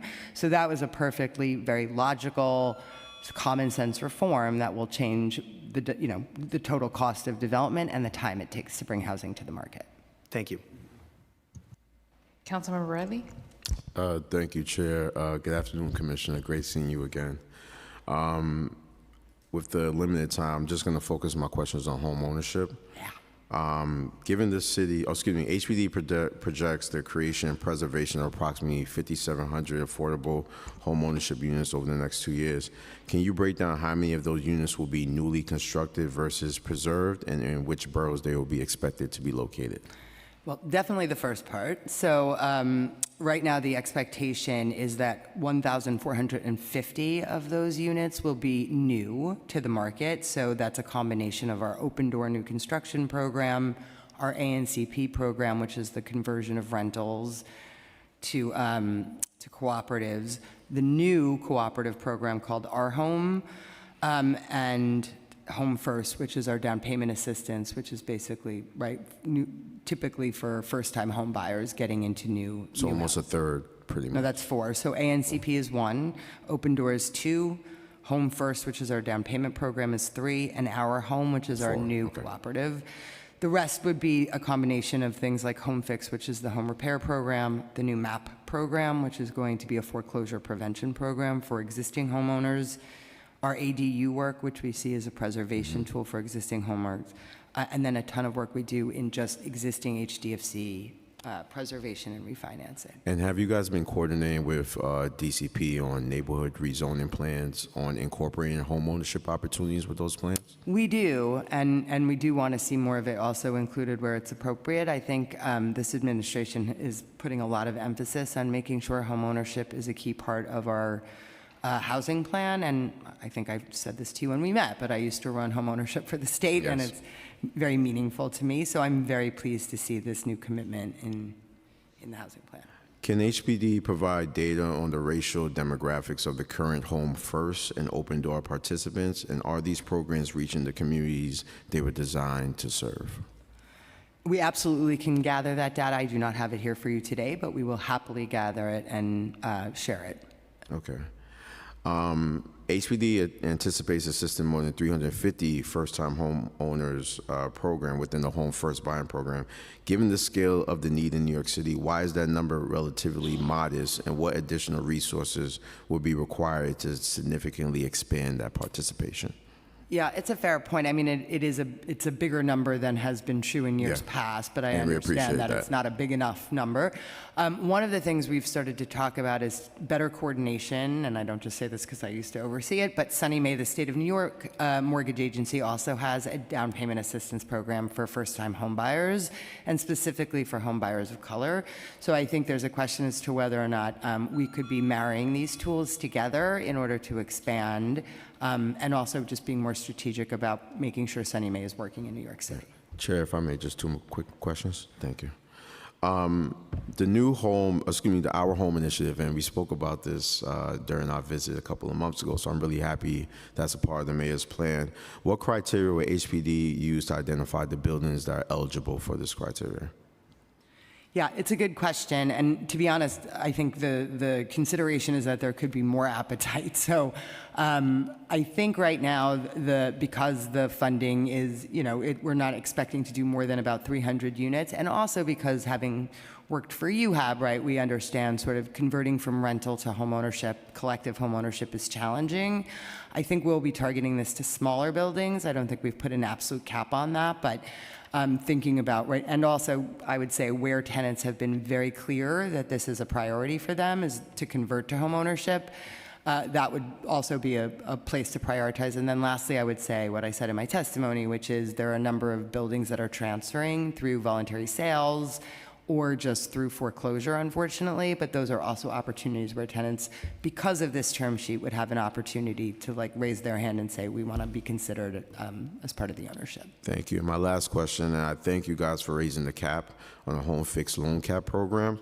What analysis did HPD conduct to determine that $100,000 reflects the current rehabilitation costs for New York City right now? Our past experience running the program, right? So we do know that, like for-profit developers and nonprofit developers, homeowners are contending with rising costs in the labor market and supplies with tariffs. So looking back at the data that we had from having run the program for many years, we identified 100,000 as a much more appropriate level to get the needed repairs done. Thank you, Commissioner. Thank you, Chairs. Thank you. So just a final round from me, and I think we're going to hear from Borough President Hoylman Siegel, in just a bit. But I just want to pick up on a couple things my colleagues said. So Councilmember Maloney was gentle in her questioning, but I do want to uplift that the concern around 485X and 99 unit projects being used, that concern came to me in the form of an assertion that folks in the industry suspect that projects are trying actively to circumvent the wage affordability and oversight requirements that kicks in at 100 units. So I just want to elevate that concern from Councilmember Maloney. And then on Mitchell-Lama's, Councilmember Hudson's question, since you knew her project, do you know if 2865 Kingsbridge Terrace is on the list as well? Let me look. I don't know. I don't know if any of my colleagues here know. It's not, are you saying no, you don't know, or it's not on the list? Don't know. We don't know, but We I don't will know. find out. But if you give me 1 second, actually, I do have a list of projects that might. Yes, we are. I think Kingsbridge, right, is a co-op in your district. Yes. And my note to myself is that it's an AP, which is a problem, right? So that's an odd construct, and we probably should talk about why that's happening, because in essence, the tenants are calling code enforcement on themselves, yes. But one of the things we're looking at there is to sell the garage, as I understand it, which would generate capital, which would give us a real boost to get into the building and start to address the repairs. But that is an odd construct, and something we should probably follow up on, as to like why tenants aren't sort of recognizing their ownership and Their sort own of ownership. acting more like tenants, yes. Absolutely, and a huge shout out to Justin Donlin and Nicole and everyone for answering the questions on this property. There are a lot of red flags going on there, so I just wanted to make sure to raise it here. The executive plan includes an additional $1.2 million in city funds baseline starting in fiscal 2026 to provide financial incentives in the basement conversion program, up to $5,000 to 100 homeowners and 100 tenants a year starting in fiscal 27.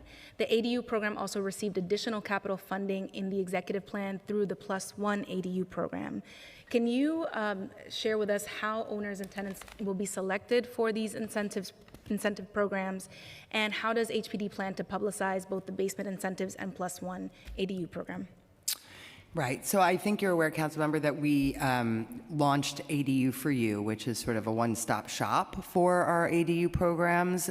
It's a place where homeowners can go and look at pre-approved models of ADUs that have been sort of, approved by all the different agencies, so that it would be a quicker timeline to get them online. It's also a place where we will promote the basement apartment, which is not quite opened for business yet, but is coming soon. And finally, there is where also folks can then get directed to Neighborhood Restore, who's providing the technical assistance to both homeowners for either basements or for the ADU conversion. At the moment, we are trying to, just cull through the 3,000 inquiries we got of interest for the ADU program to identify, who's serious, who wants to follow up, provide the additional documentation that we have to collect from each person in order to move them through.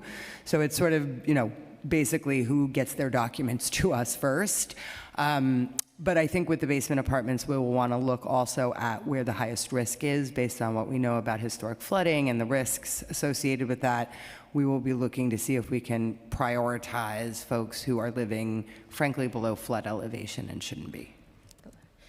Beyond the 3,000 homeowners that expressed interest, is there a way for other additional homeowners to express interest? Oh, it remains open, right? And so we keep sort of culling through, basically in batches. They go from HPD over to Neighborhood Restore as we identify projects that look viable, and then follow-up happens between Neighborhood Restore and the applicant to get additional documentation. And then it is, frankly, a somewhat arduous process to go out and then evaluate the land, right? If it's a standalone, is the property big enough to hold a standalone ADU? If it's a conversion of an existing structure on the property, whether that's a basement or whether that's just an addition to the home, all of these things sort of factor into whether or not it's a viable project, and unfortunately, not every project is viable. So first we're looking for eligibility, and then we're looking for sort of physical viability. Got it. Thank you. I feel compelled to say this out loud, that there is a disconnect between properties that Department of Finance classifies as three-family homes in many instances. It's a constituent concern that I've gotten in my neighborhood. And then DOB's certificate of occupancy is only for two-family homes for the same property. So just, curious, wanted to flag that for you as you continue to talk to homeowners about that disconnect and potential, higher taxes that some folks may be paying. A quick one, is the city-backed insurance pool being implemented by HPD? So it's a partnership generally between EDC, HPD, and HDC. Right now, HDC is going to hold the contract for the technical advisor that's helping us craft the RFP that will go out soon, and then also help us evaluate the proposals that we get back. Ultimately, we will either fund one or more proposals. We're not locked into necessarily one, but so yeah, it's a collaborative effort between the three agencies. Great, thank you. Moving to federal threats, it's not so much a threat as reality. HPD has lost $485 million in federal funding between the fiscal year 26 executive budget and the fiscal year 27 executive budget. $145 million in CDBG grants, community development block grants, and $340 million in other federal sources. Which areas of the agency are these cuts affecting the most? How has the executive plan begun to address any new funding needs emerging at HPD as a result? And to follow up on the question on emergency housing vouchers, HPD has been, you talked a little bit about the tenant-based vouchers that HPD was able to identify. Can you provide an update on the rollout of the home tenant-based rental assistance vouchers? How is that going in terms of, receiving applications and everything that you need from tenants? Yeah, so we have had significant uptake, and I think we've now mailed to, if not the entire population, close to the entire population. And so I feel that and again, the team deserves all the credit here, have gotten ahead of this so that we will be able to make the transition before the EHV funding at the federal level expires. If you'd like to know exactly how many humans have actually signed up and transitioned onto the program, we can get you that and certainly follow up.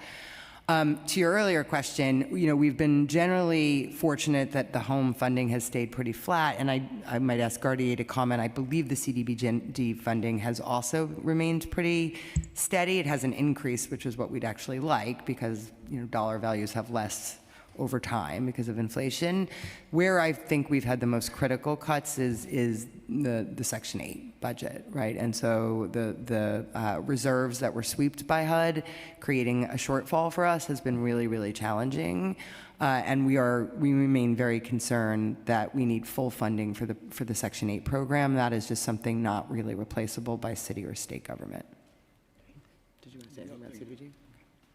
So just to add to that, Madam Chair, the funding, as the Commissioner said, remained flat for CDBG. Excuse me. So what happens is that for the current fiscal years, at times we'll roll over funding from the prior year that was in use. So the current year will have a higher amount, but then for the next fiscal year, we'll revert to the baseline. So that's where you're seeing that drop to what the flat line is. But each year we roll funding over, and as new funds get scheduled, you'll see an increase in the federal budget.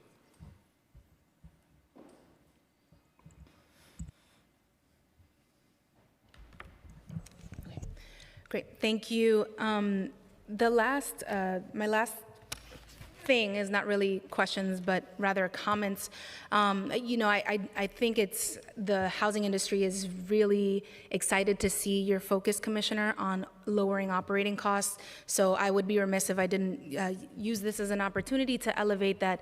I urge the administration, the mayor, and everyone on down to work with the council to resolve the City FEP's lawsuit, the expansion lawsuit, because it is an important place, an important way to stabilize even more homes and units across the city of New York with steady income streams for those owners.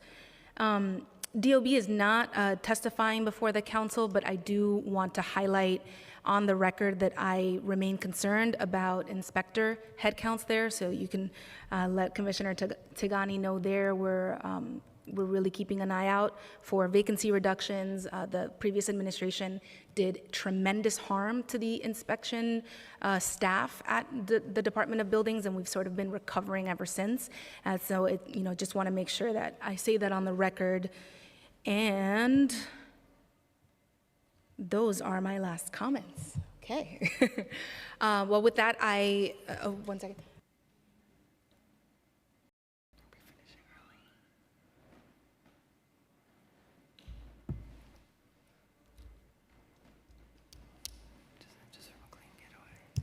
So with that, I want to thank you, Commissioner, and turn it back to Chair Lee. Actually, there's nothing, yeah. We're good. I think that's the end of this portion of the budget hearing. So I really want to thank you, Commissioner, and your team for coming. So thank you so much. Thank you. Shortest HPD hearing in history. I know, right? The magic touch. Oh. And we're going to transition into Borough President soon.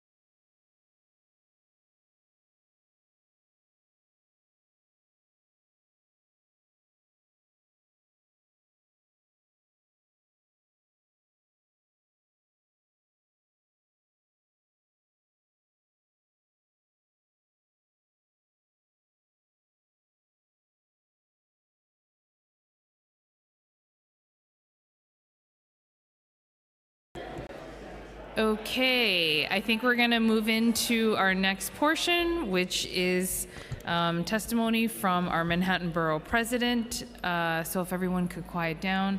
Sorry, sergeants, if I'm taking your job. Okay. We can start, right? We're good to go. Okay, perfect. So feel free to start whenever you're ready. Thank you. Thank you, Chairs Lee and Sanchez, and the members of your Committee on Finance and Housing and Buildings to allow me to testify in support of investing in housing in this year's city budget. I don't have to tell you, but affordable housing remains one of the city's most pressing public policy issues. In January, to take a Manhattan-specific example, the average rent hit $5,711 a month. That's an all-time high. Manhattan's median income monthly rent exceeded $5,000 for the first time on record in April. The median monthly rent exceeded $5,000 for the first time on record in April. More than 60% of Manhattan residents are renters. Nearly one-half of households are rent burdened, and a quarter or more are severely rent burdened. Failing to address the housing shortage could cost our region 730,000 jobs and $1 trillion with a T in lost economic output by 2035. I would concur that the city, thanks to your efforts, is meeting the moment with urgency. I'm excited to support the mayor's new block-by-block housing plan to build 200,000 new affordable homes and preserve 200,000 more. In my preliminary budget response, I called for at least $4 billion a year in HPD capital commitments. And thanks to the support of the City Council, the executive budget not only meets but exceeds this in FY27 with $4.8 billion and in FY28 with another $4.5 billion. This funding is essential to increase the supply of quality, affordable housing as our agency efforts to staff up and be more efficient in the ways that the money is spent. To that end, I'm glad to see that the executive budget increases agency expense budgets to ensure that the capital funds are used efficiently. The recently released SPEED report from City Hall is a landmark attempt to cut the red tape, slowing down affordable housing production. HPD and DCP need the funding for the staff to deliver on these commitments and to ensure speed and production can be accomplished without compromising quality. I, for one, strongly support the investments that the executive budget proposes for these agencies. Manhattan has a unique opportunity to address the housing crisis with office to residential conversions. Too many conversion projects are stalled, not by financing, not by zoning, but by arcane provisions of the building code. One of the most consequential is the operable windows requirement, which poses an enormous cost for offices with high-quality HVAC systems. Last year, I wrote and passed legislation in the state Senate that was repassed this year to allow residential conversions to use mechanical ventilation as an alternative to operable windows, aligning New York with a nationwide standing. That regulation dates back to the 1870s. This bill will hopefully pass the Assembly soon and be sent to the governor. I urge the Council to join me in calling on Albany to get this common sense legislation over the finish line. Now, in my role as Manhattan Borough President, I've been proud to do my part by saying yes to virtually all the housing development proposals that have come across my desk in the last 5 months, recommending approval of applications that will build 1,400 new residences in Manhattan. I look forward to continuing to support rezonings that will deliver urgently needed housing, especially in neighborhoods that have seen very little affordable housing development. But building more housing is only half the equation. Equally important is keeping New Yorkers in their homes. When right to counsel is adequately funded, at least 89% of tenants facing eviction with representation in housing court stay in their apartments, but citywide tenant representation in housing court has dropped from 71% in 2021 to 42% in 2024. I would urge the city to increase right to counsel funding, and again, I know I'm speaking to the choir here, by at least $350 million to restore the program to its intended coverage levels. I'm also pleased to announce that for the first time, the Manhattan Borough President's Office is hiring a borough organizer dedicated to organizing tenants across Manhattan, creating what we're calling a Manhattan Tenants Union. Many tenants don't know their rights or that they share a landlord with hundreds of other renters throughout the borough. Our borough organizer will be on the ground in community centers, at tenant association meetings, and in buildings, ensuring that tenants know what protections they have and have the collective power to enforce them, because tenants are stronger united. And finally, no conversation about Manhattan housing is complete without a mention of NYCHA. Manhattan is home to 243 NYCHA developments, housing 91,010 Manhattanites, an irreplaceable source of affordable housing for low-income residents. A 2025 needs assessment found that NYCHA requires $78 billion over 2 decades to reach a state of good repair. I welcome the additional NYCHA capital commitments in the capital plan, and I urge the city to double down on these investments in the coming years. NYCHA residents are also particularly exposed to federal funding instability. A proposed HUD rule that I'm sure you're familiar with would terminate housing assistance. The federal termination of the emergency housing voucher program is putting more than 7,200 NYCHA and HPD voucher holders at immediate risk of losing rental assistance. I would urge the city to conduct a thorough assessment of potential federal impacts and commit to supporting families at risk. From low-income public housing residents living in deteriorating buildings and federal funding cuts to market-rate tenants experience record-high rents, New Yorkers are indeed facing the existential housing crisis. The FY27 adopted budget reflects the pressing need to invest in all types of housing for New Yorkers today and for generations to come. And I want to thank you for your support of that budget, everything that you're doing to increase it, and for the opportunity to testify today. Thank you. Thank you so much, Borough President, and for your continued support, fight for more housing, affordable housing, right to counsel, which is very big and important for the city council. So thank you so much. Yeah, no, echoing that. Thank you so much for taking the time to join us today. Thank you. Thank you very much. Thank you. See you soon. Okay. Okay, and I think that closes out our HPD portion of our budget hearings, and next we will move on to NYCHA.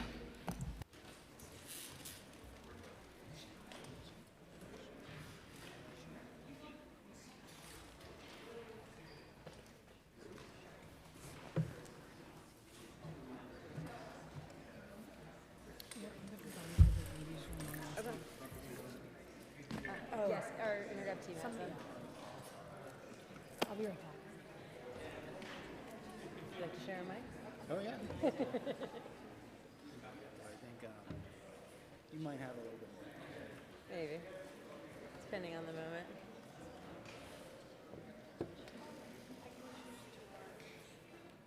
Are you so excited? I am really excited. I'm a little shocked. You should be. Formally, but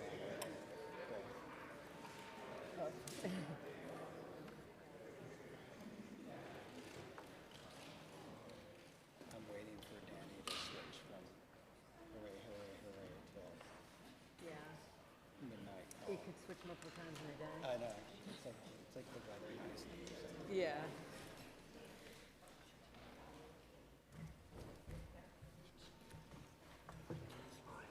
Oh, thank you.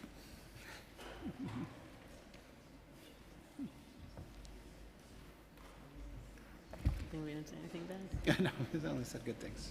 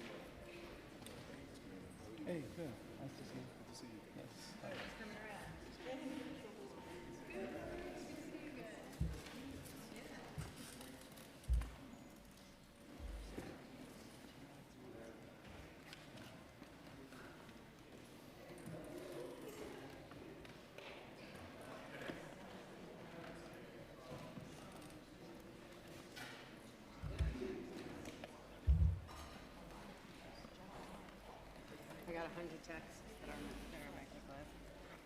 That are what? That our mic was live.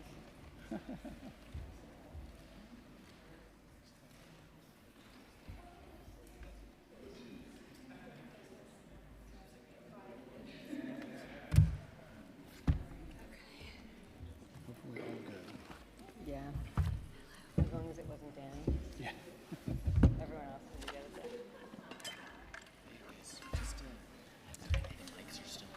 Yep. Just so you're aware. Still? The live stream is picking it up. But it's not on anymore. This is just from. I think there's a delay. Still red. Anika? Yes. You have to turn your mic off. That one's on still. It's just red.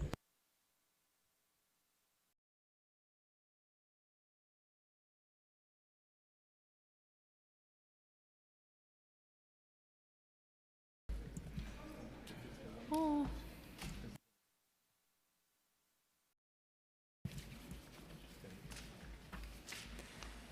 Okay, is everyone ready? You guys are good to go? Okay. All right. We're getting kicked out at 4, so I want to get started. Okay, so good afternoon. Welcome to the third FY27 executive budget hearing for the day, focusing on New York City Housing Authority. I'm Councilmember Linda Lee, and I'm proud to be joined by my colleague, Councilmember Chris Banks, who is the chair of the Committee on Public Housing. We've been joined by Council Members Wong, Morano, Marte, and Encarnacion. And welcome to Commissioner Lisa Bova Hyatt. Am I saying that correctly? Okay, perfect. So welcome to you and your team, and thank you all for joining us to answer our questions today.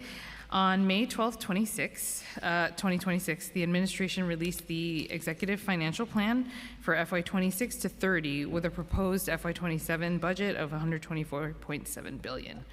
The New York City Housing Authority proposed FY27 budget of $392.7 million represents 0.3% of the administration's proposed FY27 budget in the executive plan, although NYCHA also receives a large amount of their operating budget from sources outside of the city.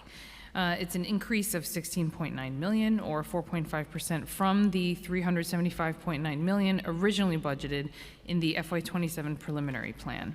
And this increase results from several actions, primarily the addition of funding for vacant unit readiness and NYCHA's new critical repairs initiative.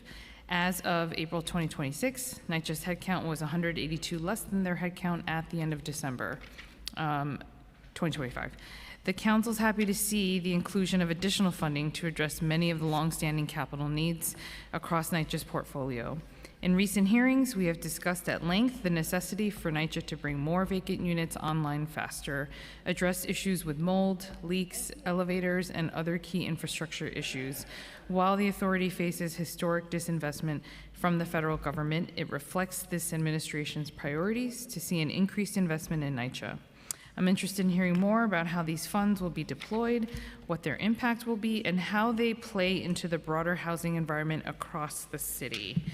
And NYCHA's savings targets in accordance with the mission of chief savings officers is also something that we're looking forward to hearing about. And I now want to turn it over to my co-chair for this hearing, Chair Banks, for his opening statement.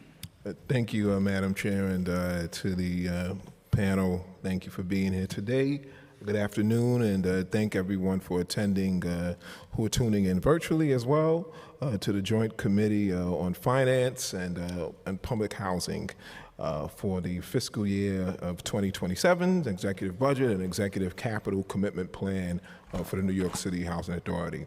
I'm Councilmember Chris Banks, Chair of the Committee on Public Housing, and I would like to again thank the Finance Chair Lee, Speaker Menon, for who is supposed to be joining us here today, and all my colleagues for being here. Also want to recognize the members on both committees, thank them for their continued commitment to public housing across the entire city. NYCHA houses more than 500,000 New Yorkers, approximately one in every 17 residents. These individuals include some of our most vulnerable populations, seniors, working families, low-income New Yorkers, who who often rely on limited public benefits and support services. As the largest public housing authority in the nation and the city's largest residential landlord, NYCHA plays a critical role in ensuring housing stability for hundreds and thousands of New Yorkers. After decades of disinvestment, NYCHA continues to face an existential challenge. We cannot claim progress when funding swings from $500 million one year to just $140 million the next year. This type of inconsistency is exactly what defines the systemic disinvestment in NYCHA and that has endured for years. The federal government has steadily reduced its commitment to public housing, and the state's contribution in this year's budget falls dramatically short of what is needed to address the estimated $80 billion in capital need. At the same time, this administration continues to emphasize privatization strategies through RAD-PAC conversions, directing substantial resources towards those initiatives, while traditional Section 9 public housing remains severely underfunded. Together, these decisions have pushed NYCHA to a critical juncture, one that threatens the long-term stability of its housing stock and the well-being of its residents, and the future of public housing in New York City. The Mayor's Housing Plan, released on May 26, titled Block by Block, rightly recognizes NYCHA's central role in both a provider of deeply affordable housing and a key component to the city's broader housing strategy, but recognition alone is not enough. This committee wants to understand how NYCHA plans to scale its operations, accelerate repairs, and return vacant apartments to service. We cannot simply continue investing in additional resources without a clear strategy for execution. We need to understand NYCHA's plan to improve operational inefficiencies, strengthen project delivery, reduce vacancies, and ensure that investments are translating into measurable outcomes for the residents. Time is of the essence, and we cannot afford to continue to delays, mismanagement, or misuse opportunities when thousands of New Yorkers remain on a waiting list while apartments sit vacant. We must also hear clearly and concretely how this administration intends to position NYCHA moving forward. NYCHA cannot be treated as an afterthought, nor reduced to a vehicle for privatization. It must be fully invested in as a cornerstone of New York City's housing future, the very commitment made by the mayor, NYCHA's landlord, to New Yorkers, and the same platform which he was elected on. The fiscal year 2027 budget does include increased city investments in critical repair initiatives, including the vacant unit readiness, the lead and asbestos abatement, and elevator mold and leak remediation. These investments are necessary, and we welcome them. However, there remains a long road ahead if we are serious about stabilizing NYCHA and ensuring residents are afforded the safe and dignified quality of life they deserve. While the committee is encouraged by the investments in NYCHA's Section 9 portfolio, they continue to be outpaced by the administration's investment in RAD and PAC conversions. The fiscal year 2027 executive plan includes an additional $500 million for PAC conversions in fiscal year 2028, bringing that total capital commitment for PAC to nearly $2.8 billion over this year. And the following 2 fiscal years, by comparison to Section 9, capital commitments total approximately $2.3 billion over the same period. Today, we look forward to hearing from NYCHA's leadership about how they are balancing the investments across the authority, how these funds will translate into meaningful improvements in residents' daily lives, and how accountability will be maintained as an increasing share of the portfolio's transition to private management. Simply put, and this committee, I'm asking, how does NYCHA plan to steady this ship? Time is not on our side. Every delayed repair, every vacant unit, left offline, and every missed opportunity to invest in public housing only deepens the challenges facing hundreds and thousands of New Yorkers who call NYCHA home. I would like to thank, again, the Finance Chair, the Speaker, for their leadership, as well as the committee staff who helped prepare today's hearing. Spencer, Daniel, Chima, Samia, Jose, and my Chief of Staff, Michael, and the entire team. And with that, I'll pass it back to the Finance Chair. Thank you. Thank you. Okay, we've been joined by Council Members Brewer, Ressler, and Hudson. And before we begin, just a few housekeeping things. We are going to have all-day public testimony hearing on Wednesday, June 10th, starting at 9:30 a.m. So it's going to be an all-day fest. So we look forward to seeing everyone there from the public for testimony. So Wednesday, June 10th at 9:30 a.m. And the DOI hearing that is right after this will be held at 250 Broadway across the street on the 8th floor. So without further ado, I'm going to have our amazing committee counsel, Brian Sarfo, administer the oath. Good afternoon. Do you affirm to tell the truth, the whole truth, and nothing but the truth before this committee and to respond honestly to council member questions? CEO Bova Hyatt? I do. COO Trimble? I do. CFO Lescott Martinez? I do. And CMO Baker Rice? I do. You may begin. Chairs Chris Banks and Linda Lee, members of the Committee on Public Housing and the Committee on Finance, other distinguished members of the City Council, NYCHA residents, community advocates, and members of the public, good afternoon.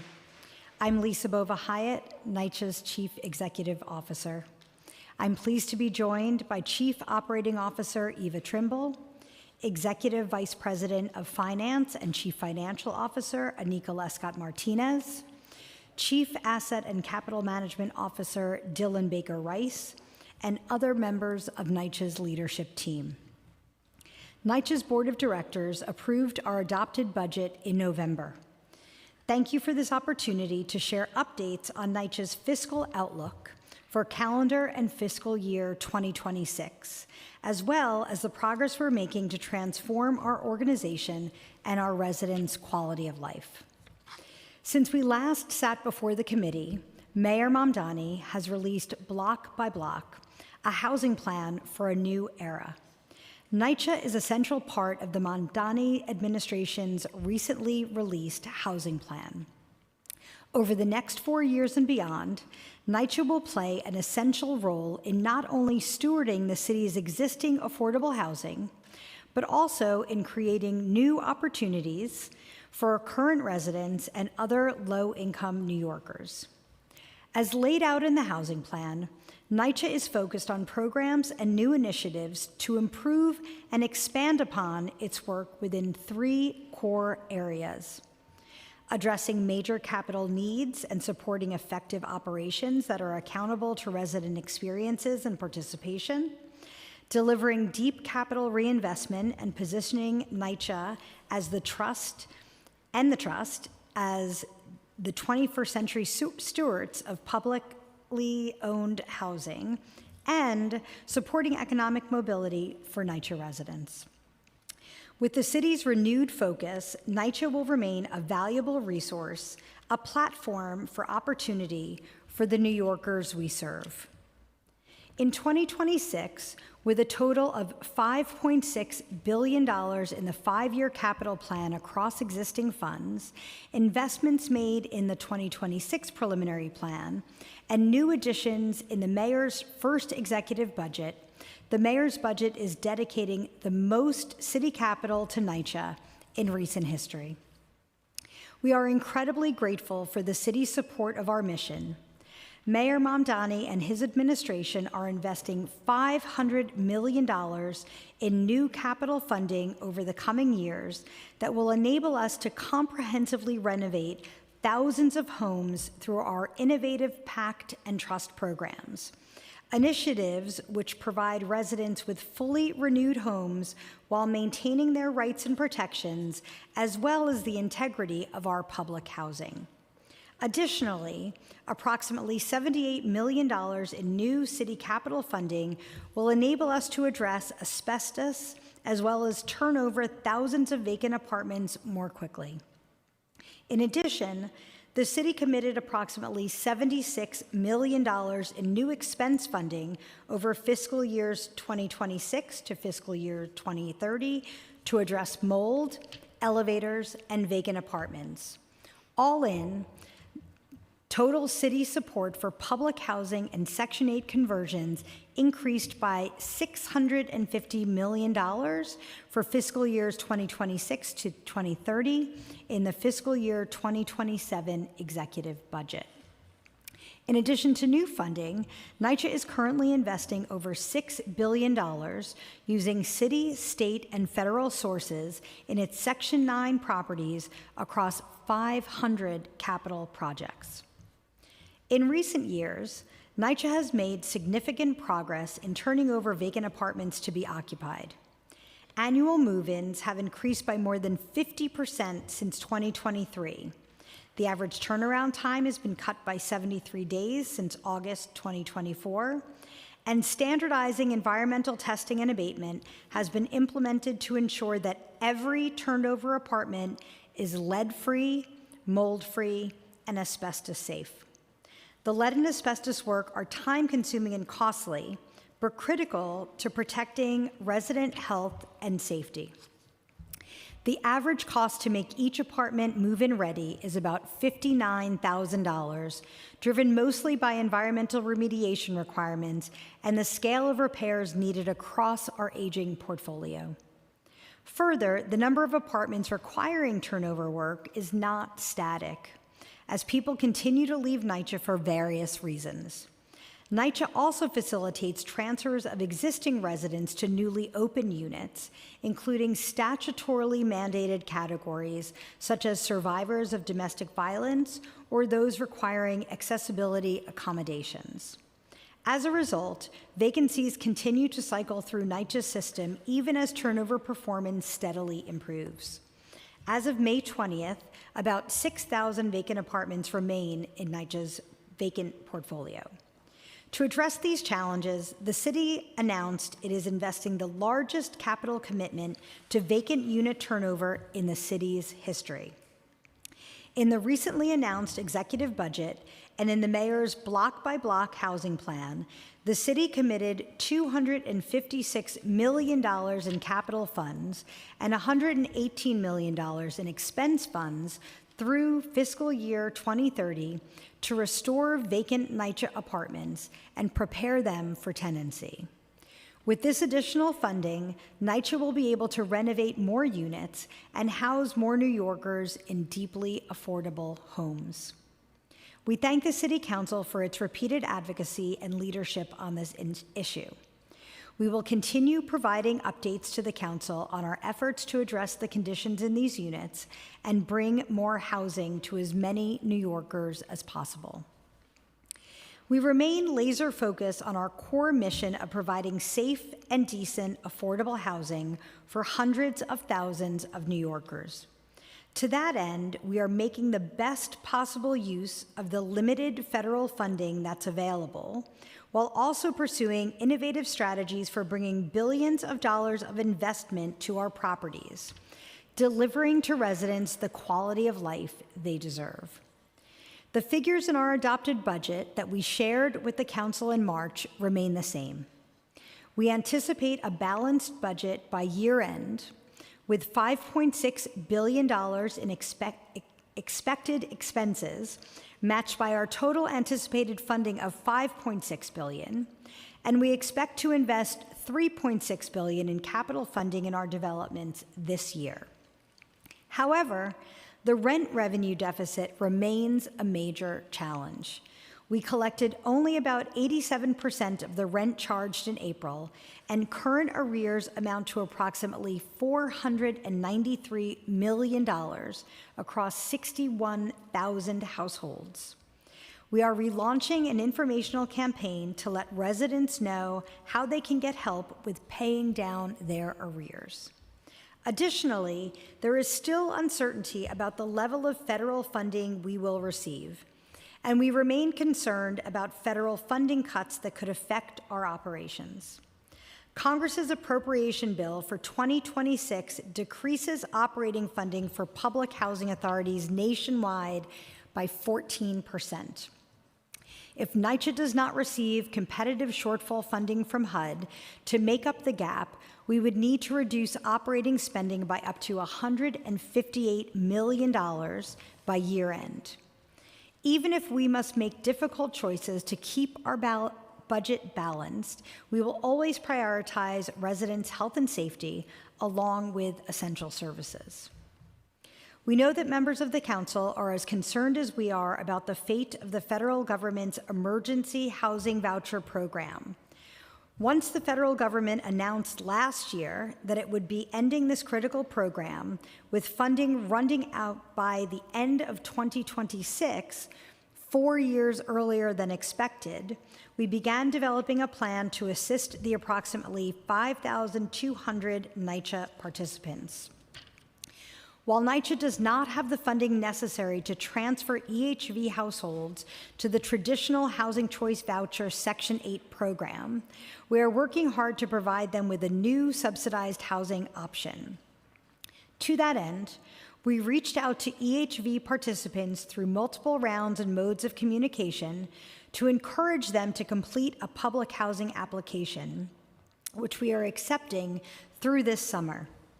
As of May 27th, we have received 1,275 public housing applications from EHV households, and we have begun matching some of those applicants with vacant apartments across our housing portfolio. The city has identified $80 million in Home Art funding to reallocate to HPD's Home TBRA program to assist a portion of NYCHA's current EHV participants. The proposed use of funding is contingent on HUD approval.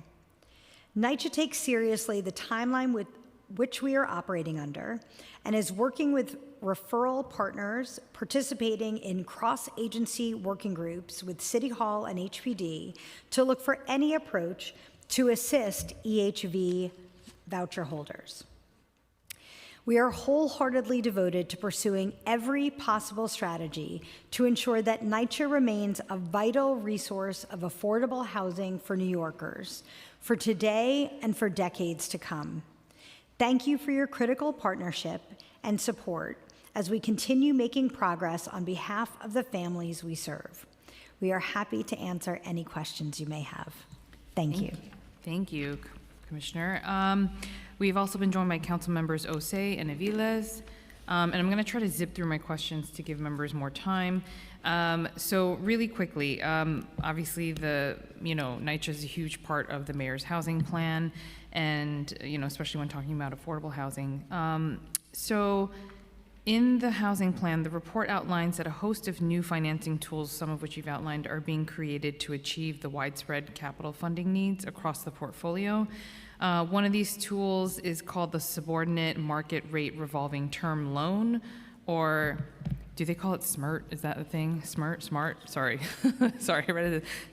SMART loan, which is a city-controlled loan product intended to be self-sufficient. What is the structure of the loan program? How much funding will be available to recipients? And what is the repayment timeline and interest rates? Thank you so much for that question. I'm going to turn it over to Heather Beck, who is our interim Chief Real Estate Officer. Nice. You just have to be sworn in. Do you affirm to tell the truth, the whole truth, and nothing but the truth before this committee and to respond honestly to council member questions? I do. You may begin. And thank you for that question. The SMART loan is what it is a new product, if you will, that we've created with our partners at HDC. It's a loan product that we're contemplating using at the Fulton, Elliott, and Chelsea redevelopment project for the first time. It's really a loan that works because we're leveraging the mixed income opportunity at that site. And it's a publicly driven loan, and it's one that the public will continue to control and manage. And I think one of the things that we're really excited about that it will be something we can replicate in other parts of the city if the market allows. But it's a product that we're using with HDC. With HTC, okay. And what types of projects are eligible? Essentially anywhere where we can build mixed income housing and do basically market rate affordable housing, those proceeds help us leverage the debt for that loan. Okay. And was funding included in FY27 to support this loan type? Yeah, and this, as I said, this is something we're anticipating using on the Fulton, Elliott, and Chelsea project as soon as we're able to move forward with that. Okay, perfect. And then just, because I know sometimes the housing projects get delayed, so that's why I just wanted to double check. Okay, can you share any of the other funding tools that the administration and NYCHA plan to use to address the authority's capital needs? I don't have any, but is that back for you or for Anika? We'll pass it to Anika, our Chief Finance Officer. Thank you for that question. In the housing plan, the mayor's executive budget makes significant investments in several priority areas, one of which is $500 million to support the renovation of Section 9 units through PACT and the New York City Public Housing Preservation Trust. Okay. During the preliminary budget hearing in March, NYCHA expressed that they were facing a reduction of federal operating subsidy from HUD of approximately 14%.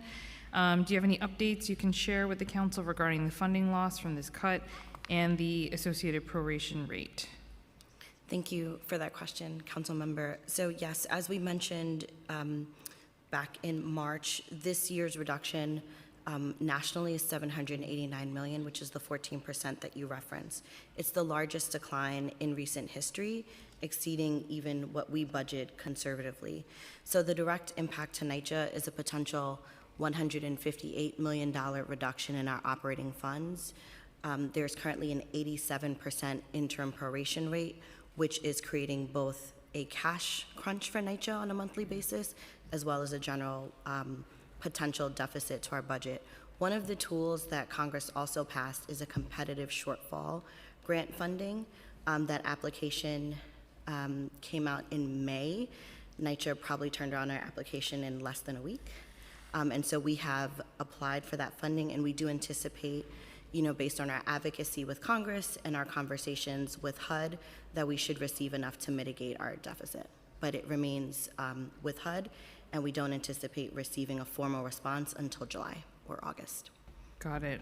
And how is that going to, if you could paint a picture, how would that impact the service, the budget and the projects that you guys have? So at this point, we are moderately confident that we will receive the shortfall funding.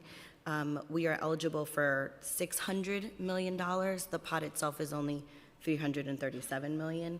We think we'll probably receive the $158 million that we need based on the national appropriation and the other needs of PHAs. So at this point, we continue active sort of contingency planning, but we're not anticipating having to make any direct cuts to resident services at this time. Okay. Great, you answered my next question. And then NYCHA 26 to 30 annual budget book shows that NYCHA anticipates a deficit of $263 million in FY27, with deficits ranging from $206 million to $265 million in 2030. So again, what steps are you planning on taking to address this in the out years? And are savings measures that were used to address the shortfall this year, such as overtime control, central office savings, and those measures, is that helpful? Sure. So NYCHA operates on a slightly different fiscal year than the city and a different budget sort of timeline. We pass a budget once per year. So we anticipate that we'll be passing a budget at the end of November of this year. That would take care of 2027, bring us into balance, and then also start to deal with our structural deficits. I would say at this point, everything is on the table. But of course, we would prioritize programs that support the HUD SDNY agreement, our pillar areas, things that directly deal with resident services, life, health, and safety. But yes, overtime constraints, potential contract cuts, everything's on the table. Okay, and now that the state budget is decided, is there anything in there that will cover or help cover the shortfall? Not that we can tell at this time. I believe we've received $140 million from the state. and we'll be working with them to do a grant agreement. There's also $50 million, I believe, which is to be shared between NYCHA and Mitchell-Lama. We don't anticipate that any of that funding would support our operating deficit. Okay.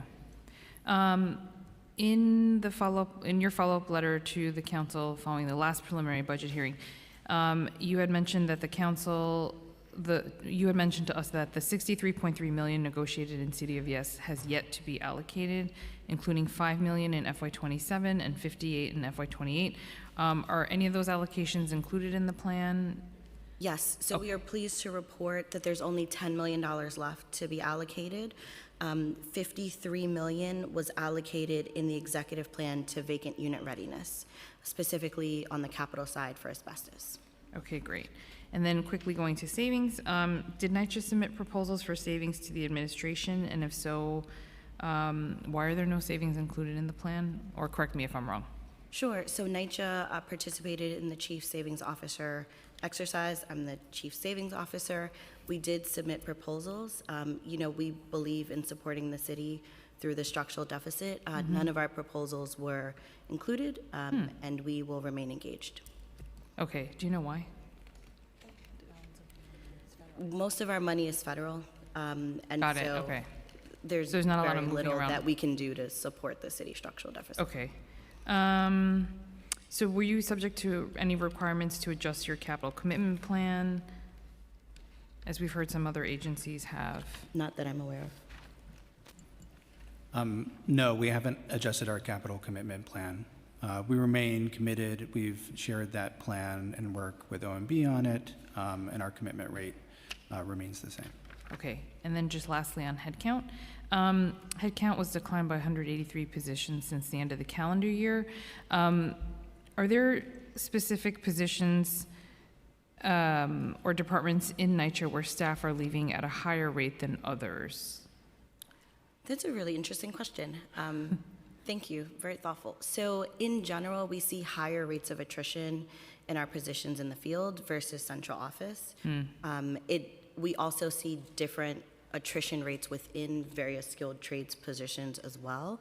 But I'm really pleased to report that the NYCHA vacancy rate is currently less than 5%, and our vacancy rate in key positions like caretakers is 1% and maintenance workers is 3%. So we are, working very collaboratively with operations, HR, and many other parts of the organization to ensure that we have the right people at the right time. Okay, and do you have enough staff necessary to undertake, and the right staff to undertake additional work that funding added in this budget will need? Yes, we do. Okay, that's good. We've heard in prior hearings that staffing for some maintenance roles like plastering can be challenged due to the unique construction of NYCHA. So what steps have you taken to train the workforce in the necessary skills to do this work, and are there any resident-specific training programs? Thank you, Councilmember. Yes, plastering is our most difficult to hire trade. It is not something found in the private sector much anymore, and so in order to address the difficulties in recruiting, a few years ago we started our own plastering academy, where we work with the plasterer helper, or what we call caretaker P, and we work with them in order to do intensive training, special training, in order to get them to pass the practical exam, which will enable them to be a full-time plasterer. We've had, I think, 3 or 4 classes, I can double check, and each class is about 10 people, so we've been able to increase our ranks quite a bit through that program. Okay. And I would just add to Eva's response that, due to the good work that they've been doing at the academy, our plaster vacancy rate is only 5% currently. So it's certainly bearing fruit. And what was it previously before the academy started? We would have to get back to you. Okay. That reminds me of parks with the tree pruning. I feel like that's a very difficult position to fill. Okay, and just lastly, can you speak to NYCHA's strategy for staffing going into the future as large portions of the portfolio undergo the PACT conversion? Will NYCHA be reducing their headcount to account for the smaller number of properties within the portfolio? So it's always a bit of a balancing act because while we are shrinking our portfolio, the buildings that we have significant maintenance and operating needs, and so we do try to balance shrinking in accordance with the federal funding that we're going to receive, but also ensuring that we have enough people in the right places in the field in order to continue to provide services to our residents. Okay, and we've also been joined by Jay Sanchez and Chair Banks.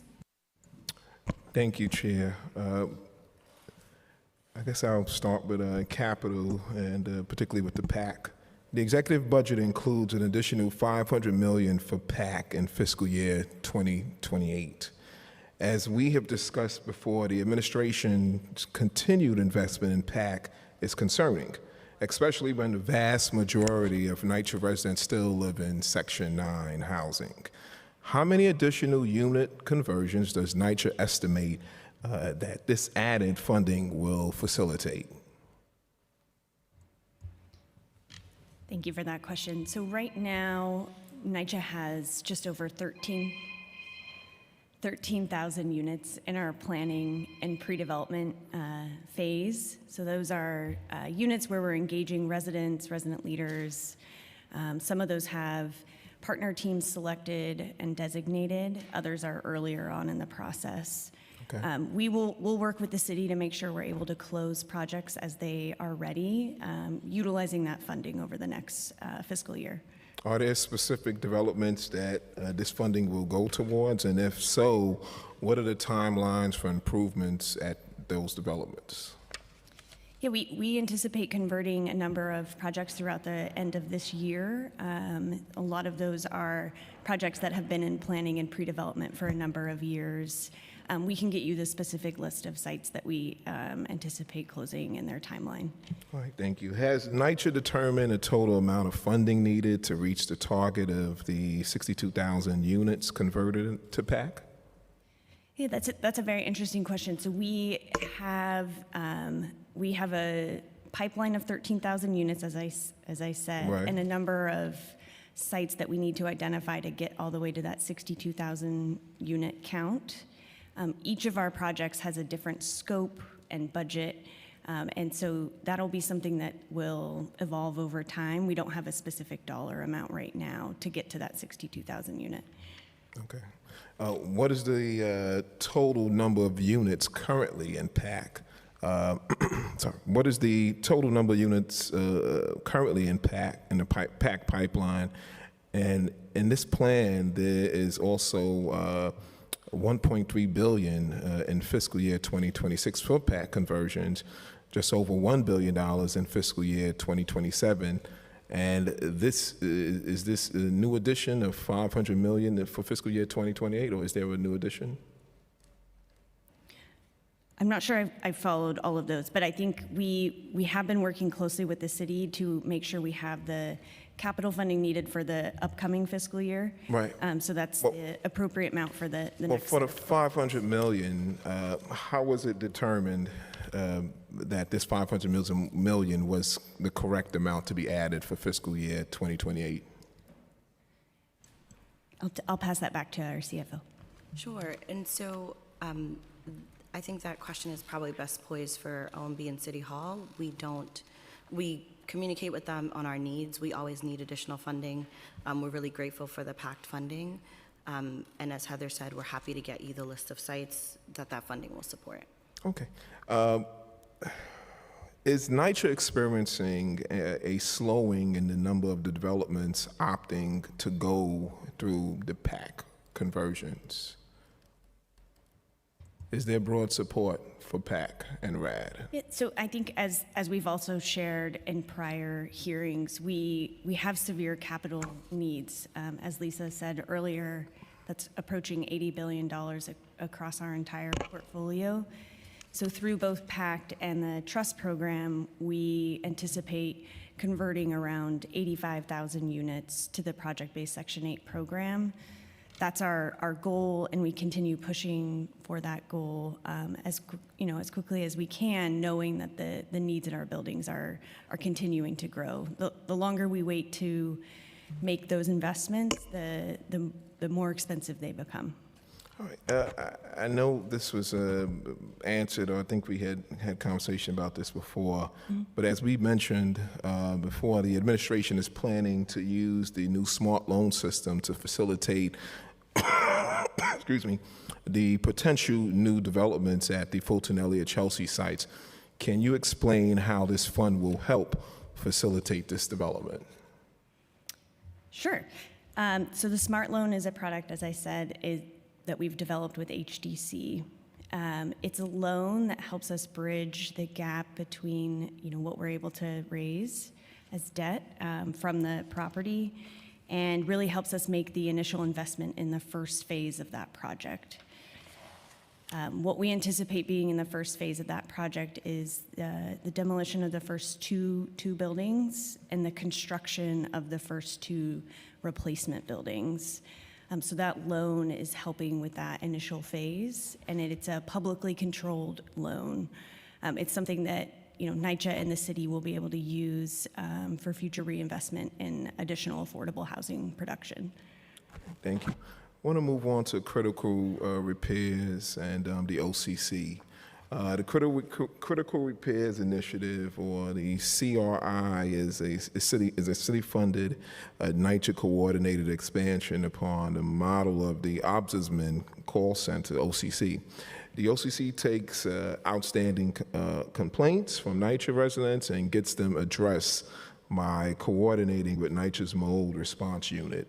The CRI will operate independently of the OCC and expand to encompass a broader range of complaints to effectuate repairs on critical and long-standing conditions impacting habitability. The CR was introduced alongside the executive budget and is supposed to is supported by $20 million of city funding for fiscal year 2027 to 2030, with $15 million of that across the next 2 fiscal years. To my question, can you expand on what types of complaints the CRI will help to address? And will the office be staffed by NYCHA employees or by independent party? Thank you, Councilmember. We're very excited to launch this new Critical Repairs Initiative program. It is, as you said, modeled off the successful program of the Ombudsman Call Center, or OCC, but this is a new separate initiative where we've taken a lot of the lessons learned from that and are building in. It will focus on severely damaged open walls, things that impact habitability. Thank you, of the apartment. I had issue with it too. Yeah, kitchen and bathroom issues, cabinets, significant floor and ceiling damage, things like that.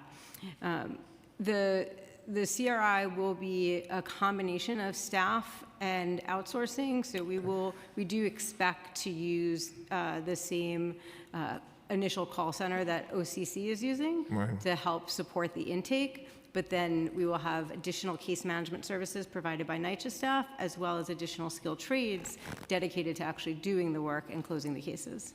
All right. Well, we know OCC has been very effective. How many complaints has the OCC received over its lifetime? Yes.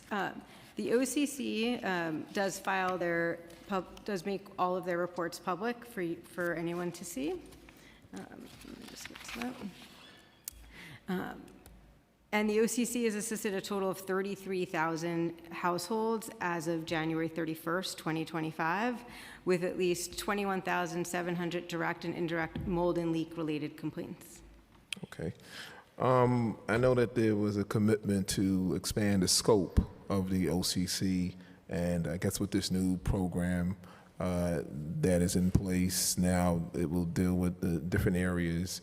Will heat and hot water and elevator repair complaints also be received by the CRI? So those complaints will not be part of the CRI. Heat and elevator complaints will continue through the regular process. The CRI is related to in-apartment habitability issues, as I mentioned, bathroom and kitchen fixtures, ceiling and wall damage, things like that. Is there any consideration to make it part of the scope of the OCC? Not at this time, though we are always open to thinking about where this would go. But right now, Well, that was a commitment that was made to expand it, and specifically to expand it for heat, hot water, and elevator repairs. What's Right a now, chronic? our heating complaints are resolved in under 8 hours, and our elevator complaints are resolved in under 10 hours. This is an increase in performance year over year since the start of the HUD agreement. So what we wanted to do was focus on the critical issues affecting residents in their apartments that could impact life, health, safety, and that's why we've started with those types of repair complaints. Are those stats also available for the auto response stats that you just gave? Are they available also for the RAD PAC converted developments as well? I'd have to ask Heather. Because I I know there's... don't know if we have those stats available for the PAC. Okay, well, if possible, if we can get that, I appreciate that.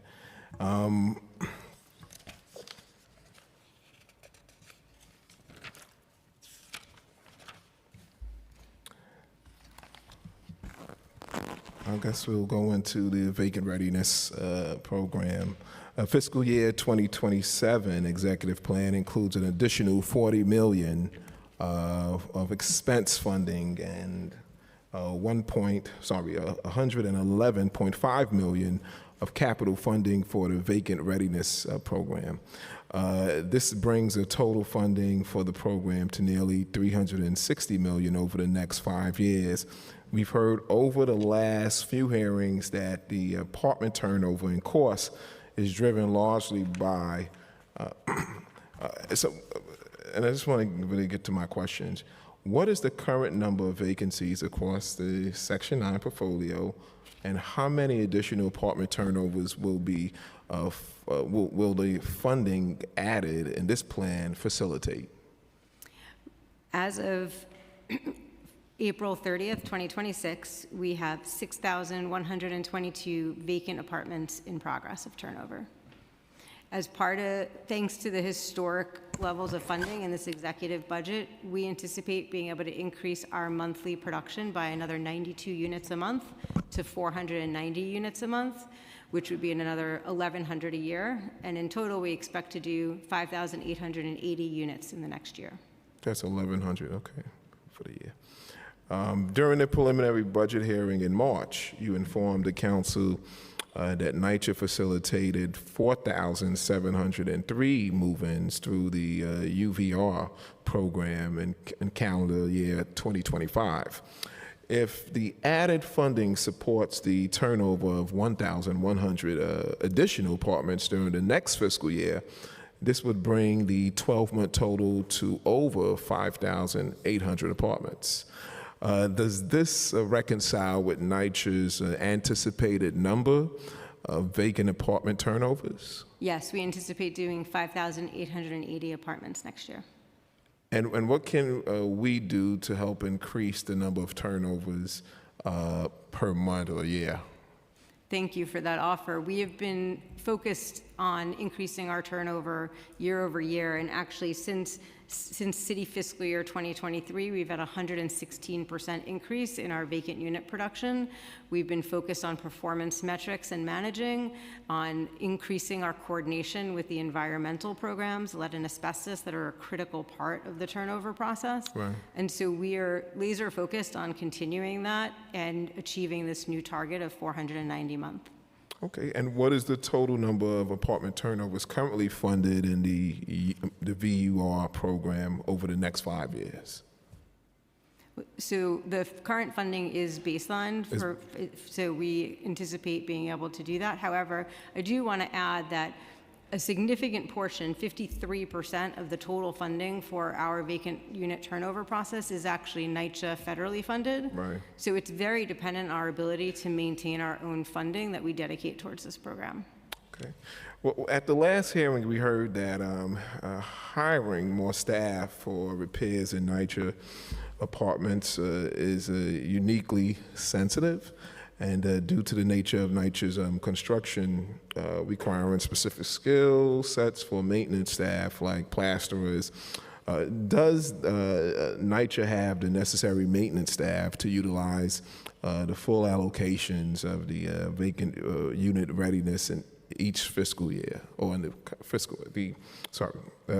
in each of these fiscal years? Yes, we're confident we can fully utilize the funding that was allocated in the executive budget and reach that 490 per month goal. Again, most of that work is done through overtime of our skilled trade staff, but we are confident that we can make that work. And does NYCHA have the outreach programs for residents promoting the workforce and professional development or skilled trade apprenticeships with the authority? Most of our skilled trade and maintenance worker and other positions are civil service positions, and so we often talk with residents about making sure they're following up with DCAS testing and other avenues in order to obtain those civil service positions. Thank you. The Mayor's Housing Plan reports that an average cost per apartment for the vacant unit turnover is about $59,000, and this includes $25,000 for asbestos abatement, $15,000 for lead abatement, and $19,000 for general repairs. Excuse me. What portion of these costs are city expense, capital funds used for, and how does that differ from the way federal funds are deployed? So we primarily use the capital funding that we receive from the city for the asbestos removal rather, and the lead abatement part of the vacant unit turnover process. All of the rest is covered by expense funding, either from the city or the federal budget. Okay. Well, we've heard a few different figures cited throughout the last 6 months outlining those costs. During the preliminary budget hearing, you informed the council that the average cost for the full scope of work was approximately $40,000. Which average cost for the vacant unit turnover is accurate?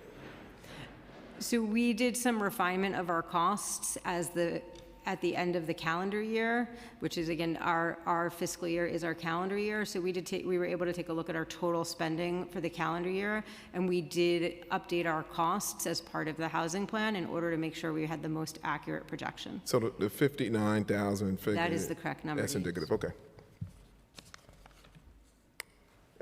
Does additional URV funding make individual apartment turnovers faster? And is this function of the authority being able to take on work in a larger number of units? Yes. The level of funding that we're receiving now will enable us to take on additional units in this program. And it definitely allows us to work quickly, knowing that we're going to have this funding available. We can better plan and organize for the year ahead, as well as the out years. Okay.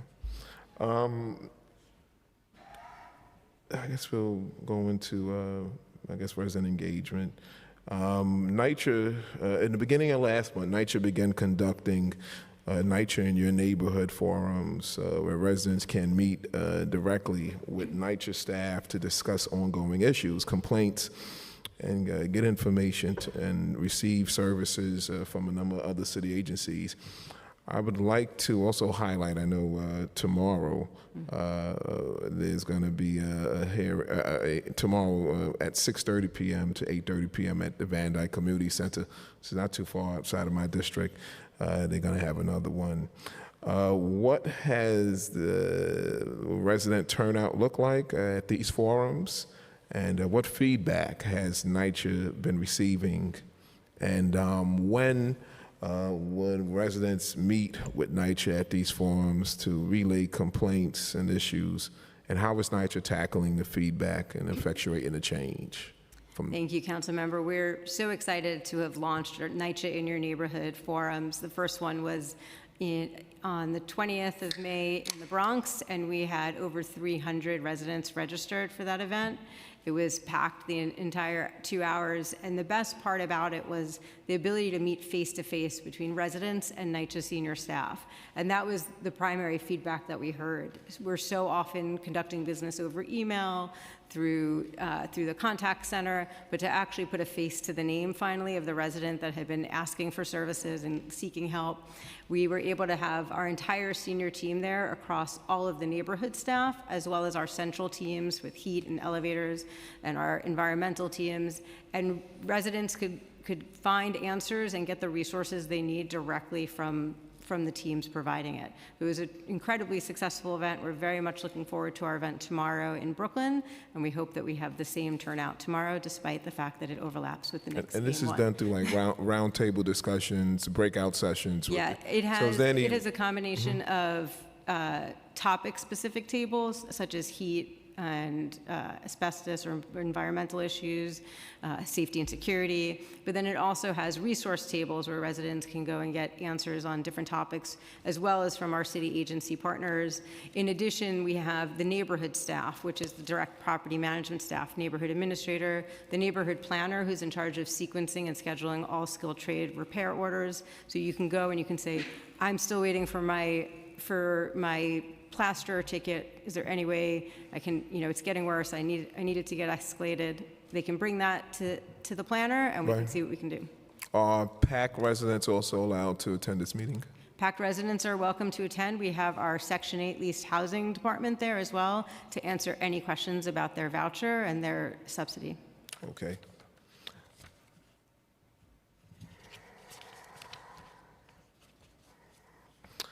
When it comes to the emerging housing vouchers, in our March budget hearing, we heard that that the federal funding for the emergency housing voucher program was set to expire in November of this year. At that time, NYCHA was conducting outreach to the 5,200 households to get them signed up to the Section 9 wait list. As of that hearing, approximately 1,000 of those households had completed the Section 9 application and were placed on the waiting list. I would like to, first of all, thank you for sending the list of the districts that were, for those households who located in the different council districts, and I have some follow-up questions, particularly can you provide an updated figure for the number of households that were signed up for the wait list? Thank you for that question. As of May 27th, we've received 1,275 public housing applications from EHV households. And we've begun matching some of those applicants with vacant apartments across our portfolio. Okay. Has there been any state assistance given or any help from the state? No. Not to you.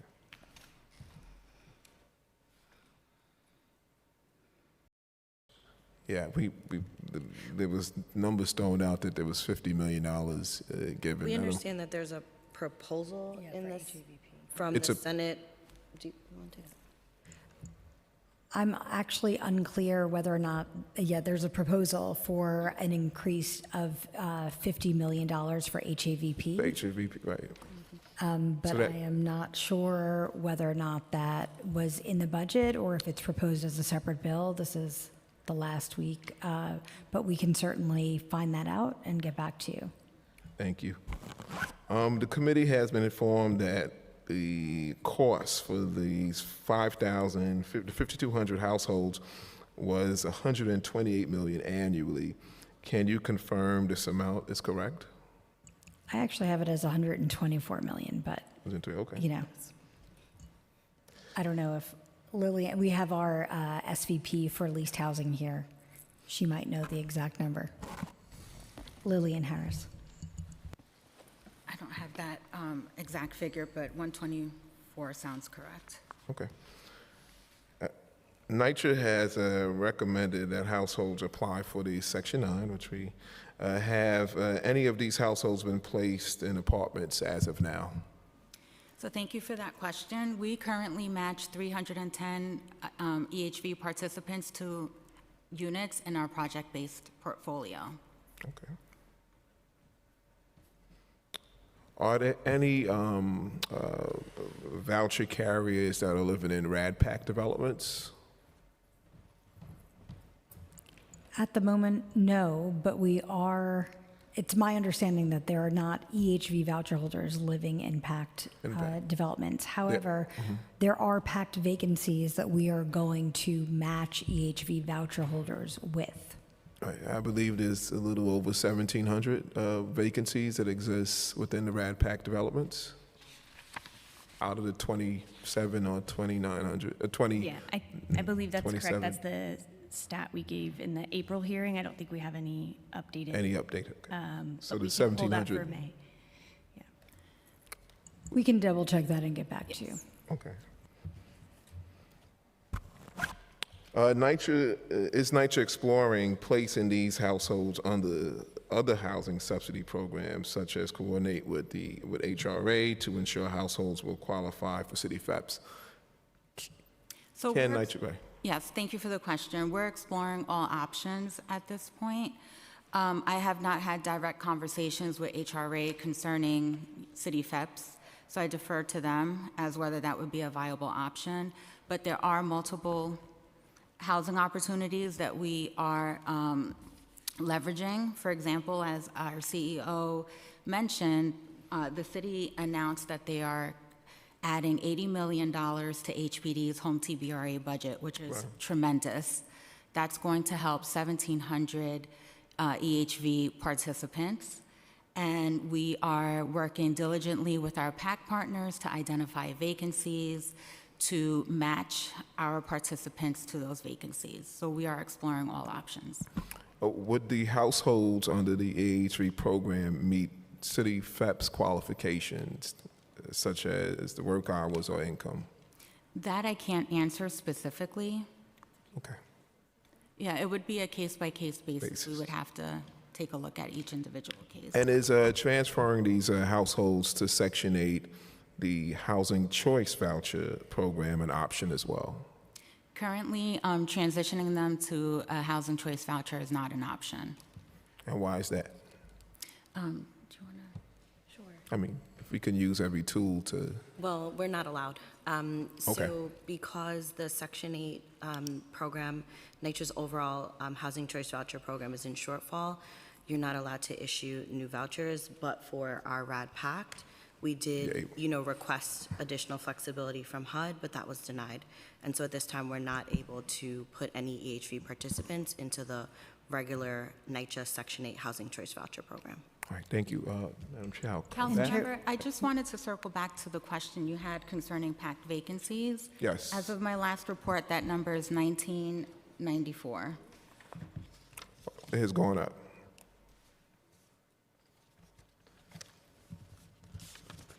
So there's 1,994. Is there a breakdown of the source of these vacancies? I can Are certainly these provide it after. apartments still, okay. I could follow up on that. Thank you. So that's 1,994 vacancies that exist in the PAC developments. All right, thank you. I'll now allow my colleagues to ask their questions. Thank you. Great. Councilmember Brewer, followed by Marte. Thank you very much, and thank you for being responsive, both, Honan, of course, but then also Daniel getting that big award at Sloan was a huge deal, and so congratulations. That was very deserved. A couple of questions. First, I know that others will ask about the vacancy, and the Progressive Caucus really feel strongly about more and more money for you to do it. But how do you go about inspecting the vacant units? That's one question. And then the other one is, for those who aren't paying rent, I know even in the PACT, there was a situation where we had, and there, with all due respect to the management there, they didn't realize that they could get the one shot, they could get Social Security, and so we did. We got back rent, and we got him on a program for future rent. I don't think there's just enough sometimes, even though you spend a lot of time, each case is very, very time consuming for the back rent. So I want to hear about inspections for those. Sometimes you've got unauthorized individuals. How do you do those inspections? What's the cost? And then how are we going to get some of these people to pay rent, sometimes with one-shots? Thank you, Councilmember. We started in April to do monthly apartment inspections of the vacant apartments in order to ensure that they are secure and preventing any unauthorized occupants. In March, we did 10,600 inspections, and out of those inspections, we had 7 instances of an unauthorized trespasser that was removed in coordination with law enforcement. That's not many. That's great. Only 7? Only 7. That's not bad. Okay. Yeah. It obviously changes day to day, but we now have a monthly process to stay on top of that. Okay. And then in terms of those that are not paying their rent, which is a fairly large number, 400, I think, Yes. something. So our housing assistants and property management team continue to follow up with all of our residents to reinforce rent payment.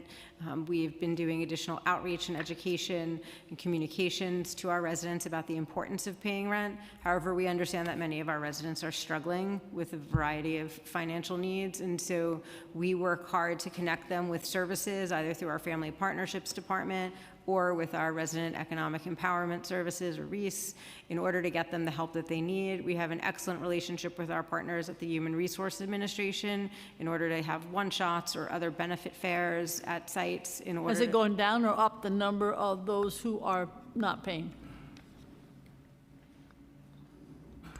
We currently have around 61,000 households that are in some form of rent arrears, and our rent arrears balance is currently $493 million as of the end of April. And this is even after we applied $297 million of rental assistance payment support across the various programs. Okay, all right, so it's, each case I know, I'm doing them, so I know how time-consuming they are. The other quick, go ahead. I'm sorry to interrupt. I just wanted to say, when you look at our individuals paying on a monthly basis, our April rent was 87%, but I think the greatest challenge, even though we are so many years after the pandemic, are those pandemic and COVID era arrears.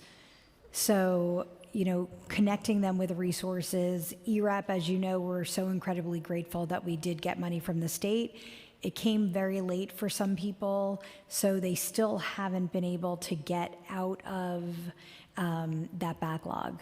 Okay, but I got $35,000 once for back rent. I'm very good at it. The other question I have is just quickly, the Manhattan Together, what they are going to Harborview and elsewhere, as you know, telling people they can get money for fixing the mold and the leaks. I guess mostly through what program is that they are running around telling people to apply for? It's quite pervasive.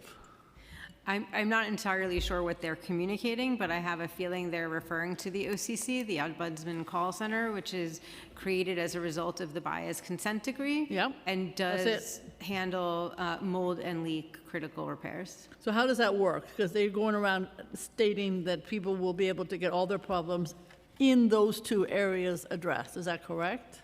The OCC has been a tremendously successful partnership where they have had 33,000 complaints come through, and they work with NYCHA in order to escalate those repairs and to make sure that we are prioritizing appropriately, that we're dedicating the skilled trade staff to get those done.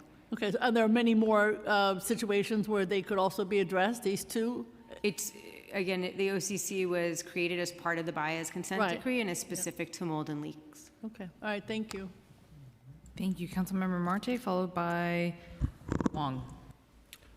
Thank you for being here. Thank you, chairs. I'm extremely disappointed that this administration is following the vision of the previous administration and really only investing in RAD impact.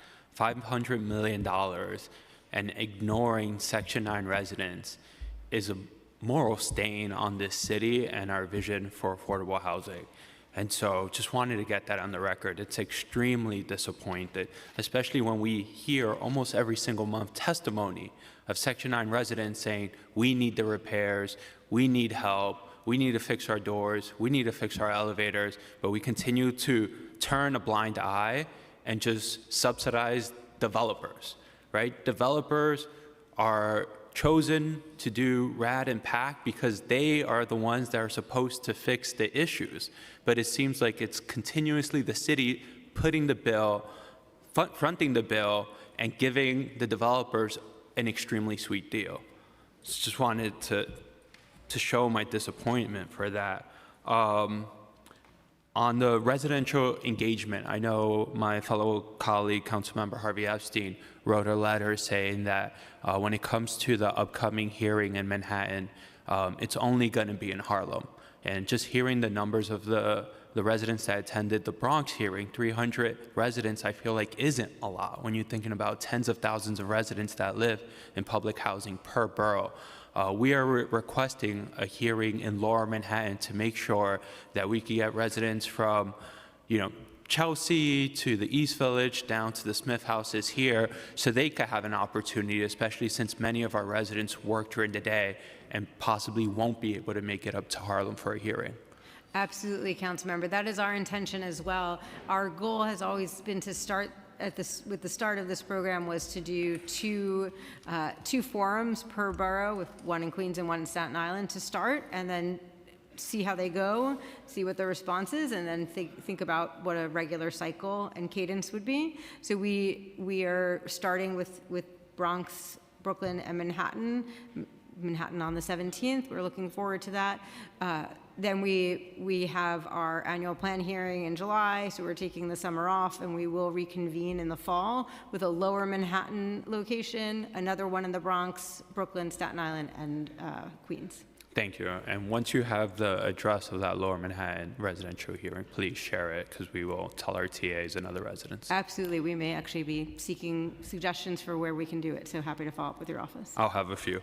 And Councilmember, I just wanted to let you know that the administration has continued to invest also in Section 9 public housing. And between fiscal years 26 and 35, there's been an investment of $2.5 billion from the city. And I will say that NYCHA is very fortunate that we are one of the few public housing authorities that does get money for Section 9 from our local government. Thank you. I want to just move quickly to elevators. It says that we're going to have around $5.9 million elevators in this executive budget for the next 3 years. How many elevators do you think that can fix? Because when we look at how much it costs to fix a public bathroom in New York City, sometimes it's $4 million. So I don't expect the number to be that much. And, it's really disappointing because that's actually one of the biggest complaints that at least we get is elevators breaking down or not functioning. And it's extremely disturbing for our older adults, especially if they live in the higher floors. Thank you, Councilmember. I understand that frustration. However, I am pleased that our elevator performance year over year since the start of the agreement has continued to improve with our current number of 10 hours to restore an outage. The funding that's provided as part of this executive budget will be very specifically targeted to additional staffing for elevator mechanics and helper teams and materials in order to install something called waterproof door operators, and enhanced preventative maintenance. So it's not for new elevators, but it's for really key preventative maintenance functions. The door operator is a common cause of mechanical downtime, and we've seen with changing that elevator part specifically and doing increased preventative maintenance, that we're able to minimize mechanical downtime by 50%. And would this new investment go to all It'll be across the whole portfolio. Okay, thank you. I'm done, Chair. Thank you. Okay, Councilmember Wong, followed by Ressler. Okay, thank you, Chair. I don't see any budget items on legal costs. My question is, I'm aware of squatters that's occupying many of the 6,200 NYCHA vacant units. What are you going to do about them? Are there legal procedures, or you just let them stay and just tell them to pay rent? What's being done? No, we definitely don't let them stay, though we would love anyone to pay rent. But we have a tremendously successful partnership with the NYPD's Housing Reclamation Bureau, and we've been able to coordinate activities in order to make sure we are reclaiming units that are unauthorized, and we've cleared over 600 units to date in that partnership, and we're continuing to work together with them. So anytime we are made aware of an unauthorized occupant, we work with our law department, we bring it to NYPD, and we work swiftly to remove them. Thank you. My next question is, there's no mention on how many non-functioning boilers in your NYCHA buildings. Can you talk about it? Is every boiler working, or they're buildings with non-working boilers? We had a tremendous heating season that just ended on Sunday night. We were able to provide pretty consistent heat with a record of under 8 hours for restoration of heat outages. That is well below the 12-hour requirement of our HUD agreement and even much further below the 24-hour requirement for private landlords in the city. Now that we are in the off season, we have started to do our boiler overhaul process, and really our overhaul process of all the various heating equipment, and we touch every single piece of equipment during this off-season to make sure they're ready for the heating season to come. But as far as you know, are there non-working boilers, like they need replacement? There are some boilers that are taken offline for repairs, and there are many boilers that are in our capital portfolio, which Dylan can talk about, but we are able to maintain boilers in order to maintain heat. Okay, but are there buildings with no working boilers like right now? There are buildings with no working boilers, but that doesn't necessarily mean they don't have heat. We have boiler plants that may have 6 boilers, and we only need 4 to maintain heat, which means we're able to take 1 or 2 offline, do the repairs that are needed, then we can bring those back online, do repairs on other 2. So you don't necessarily need every single boiler in a plant in order to produce heat. Okay, thank you. Thank you, Chair. Just as a follow-up, yeah, if there are buildings without boilers that are active, we address those with mobile boilers. But as Eva was saying, there's a down cycle, so we're able to repair those boilers that aren't in use while keeping those other boilers in use. So we keep heating active. As far as the portfolio, we've completed 215 boiler projects and are on track to hit our HUD target of 297 by the end of this year. Great. Councilmember Ressler, followed by Encarnacion. Thank you so much, Chair Lee and Chair Banks. And I just want to reiterate that Chair Lee is on her 3rd hearing of the day, 3 of 4, and everybody should bring her pastries and cupcakes and other nice things. She's a trooper. I don't know that any of the rest of us would do quite as well as she's been doing. Much to your surprise, I'm going to focus this conversation on vacancies. Thank you for smiling. I'll do a couple quick ones. So just to confirm, despite the federal cuts, you're anticipating to maintain NYCHA's investment, NYCHA's federal funding in vacant readiness? That is our goal, yes. And with the additional city funding, you're expecting to be able to repair upwards of 5,800 units over the course of the next 12 months? Correct. Have you done any updated modeling on how many vacant units you think we would have in 12 months' time with that investment? It's a very dynamic analysis. We can certainly follow up. And I do want to just say that I find the partnership with the Progressive Caucus has been really great. I appreciate the time that you all have committed outside of these hearings to really work with us on this issue and to problem solve together. And I should have said nice things about you before I started asking you questions, also to say that we very much appreciate the forthcoming engagement, the collaborative spirit, and the commitment to trying to help address these issues together, and have been greatly appreciative of your thoughtfulness and availability in engaging with us to try to help drive down vacant units at NYCHA.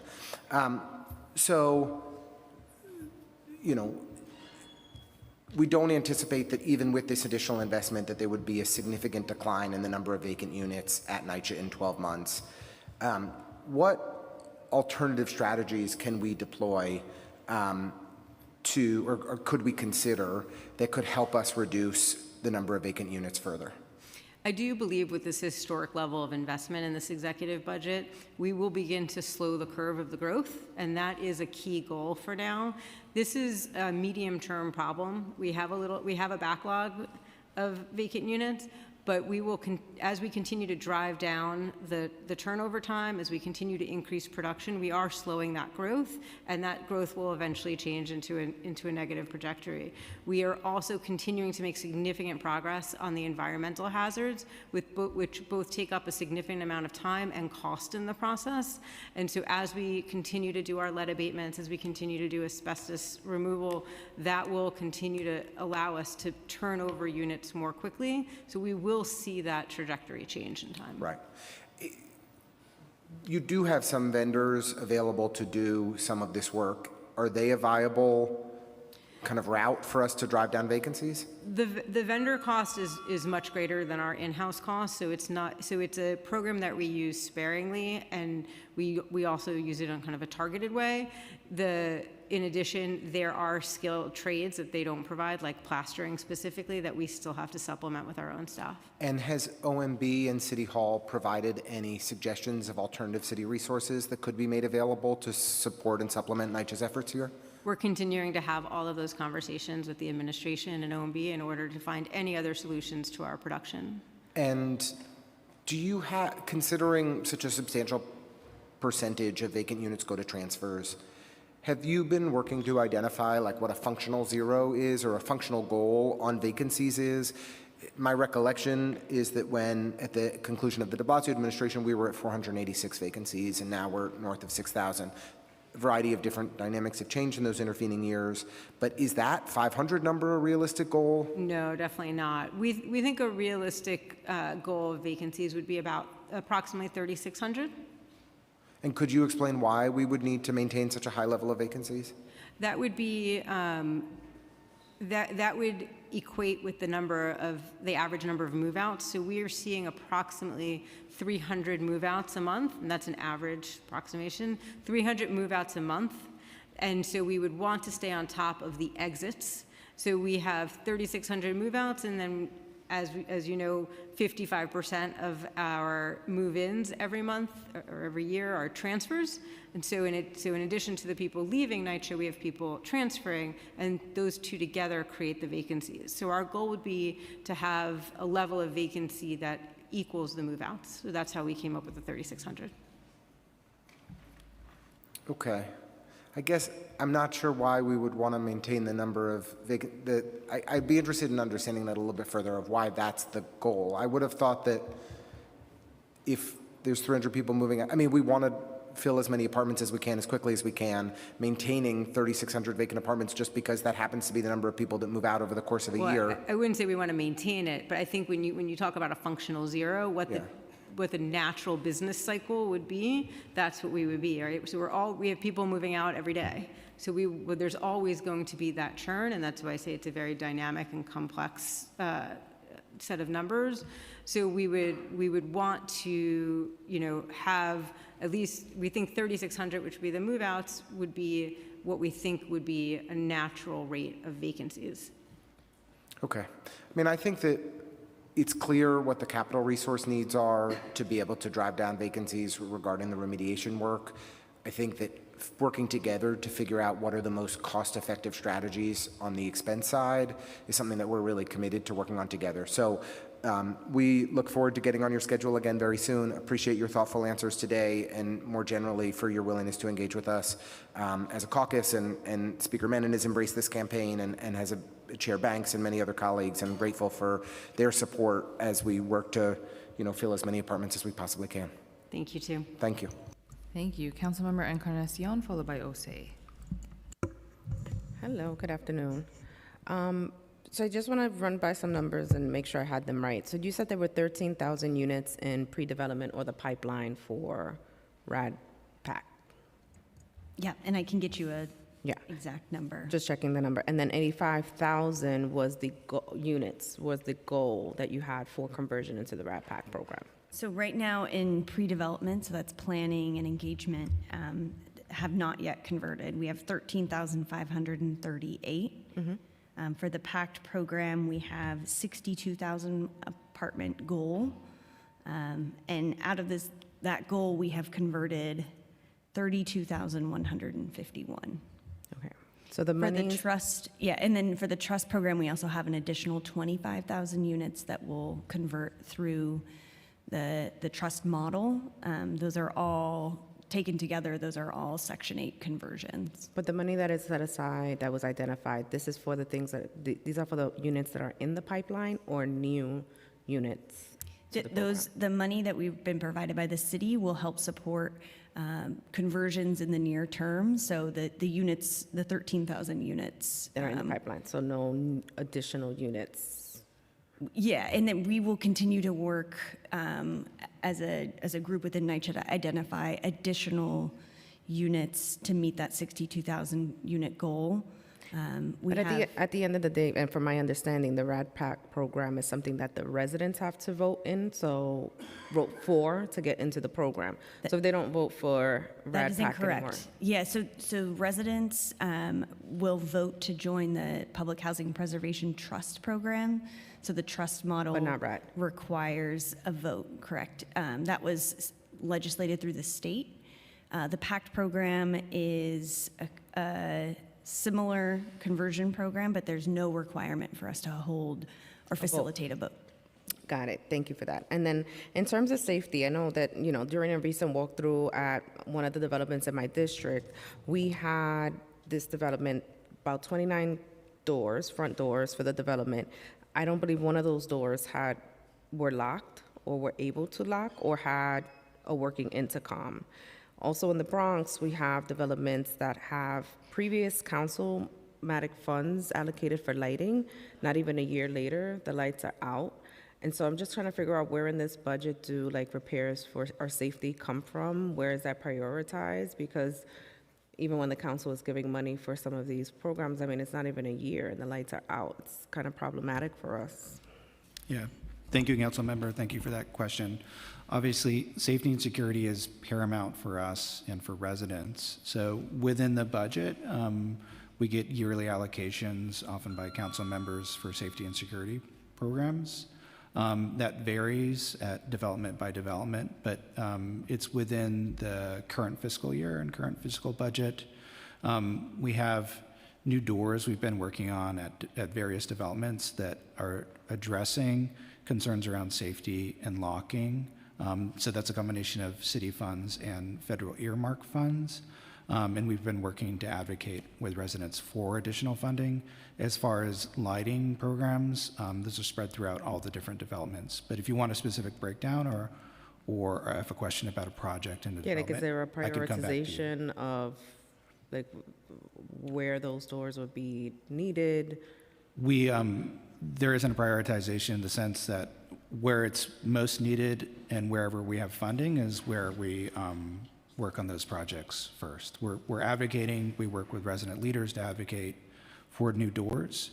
And obviously we're focused on those developments where there are the most safety concerns or the most broken doors. But as the money comes in, we prioritize those first. For lighting, we actually have an on-call contract, so we're able to shorten the timeline for the construction of those projects. That's one of our fastest capital projects.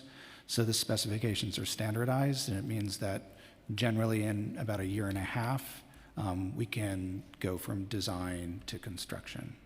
But then less than a year later, they're not working again. So that's if there's issues at a specific development where lights aren't working, I then have them, yes. okay, then we'll happily follow up with you because they are within the period of warranty, and so it would be covered under the contract, and we would bring the manufacturer back there because obviously that is a big concern for us and something we would address through the contract. Okay, perfect. I'll let you know that. But when you say advocating, you mean when you were advocating for those monies, who were you advocating to? The federal government, you say? Yes, federal. So both actually at the state level and the federal level. Okay. All right, my time is up. Thank you. Okay, great. Councilmember Osei? Thank you, chairs. Good afternoon. I wanted to raise some issues that constituents have brought to my office in preparation for this meeting.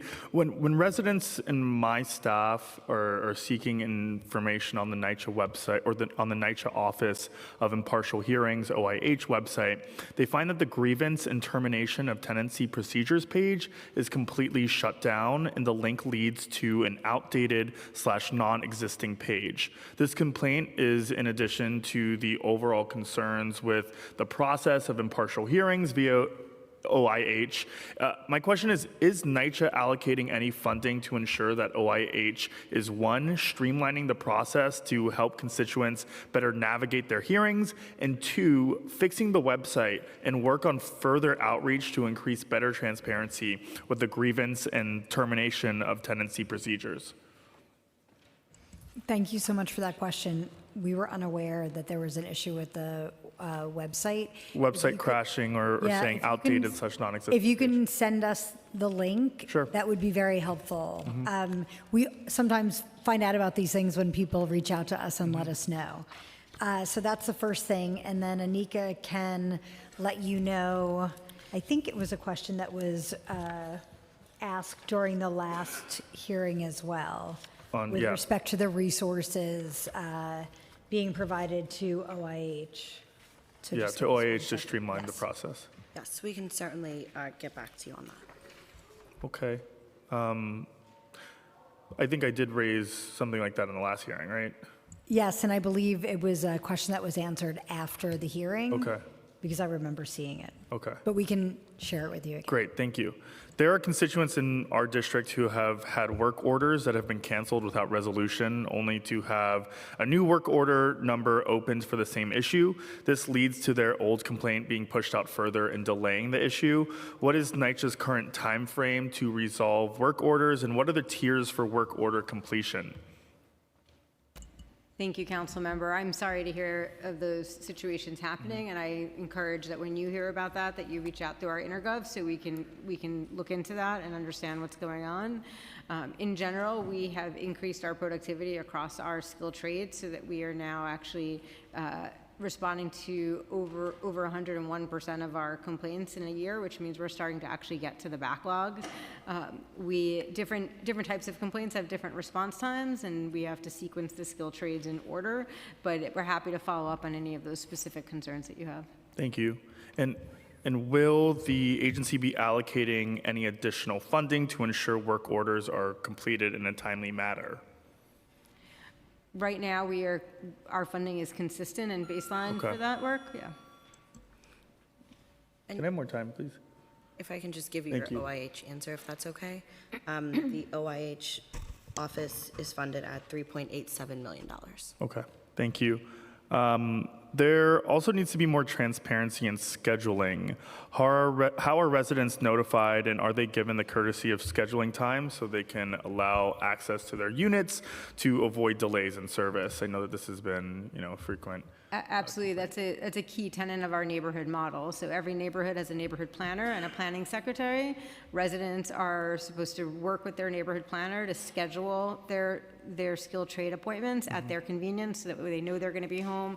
Also, because of the way the work order process works, they are, at the time the maintenance worker comes to the apartment and diagnoses the problem, they're given a slip with all of the follow-up work orders that are going to be needed. So then a resident knows right away that this is something that's going to take 3 more appointments or 2 more appointments, so they have an understanding of the full scope of the job at the time the maintenance worker comes. Thank you. Thanks, Chair. And just a reminder, we have our Night in Our Neighborhood event tomorrow night at Van Dyke, and all of the neighborhood planners, administrators will be there for residents to ask their questions directly of their planners. Thank you.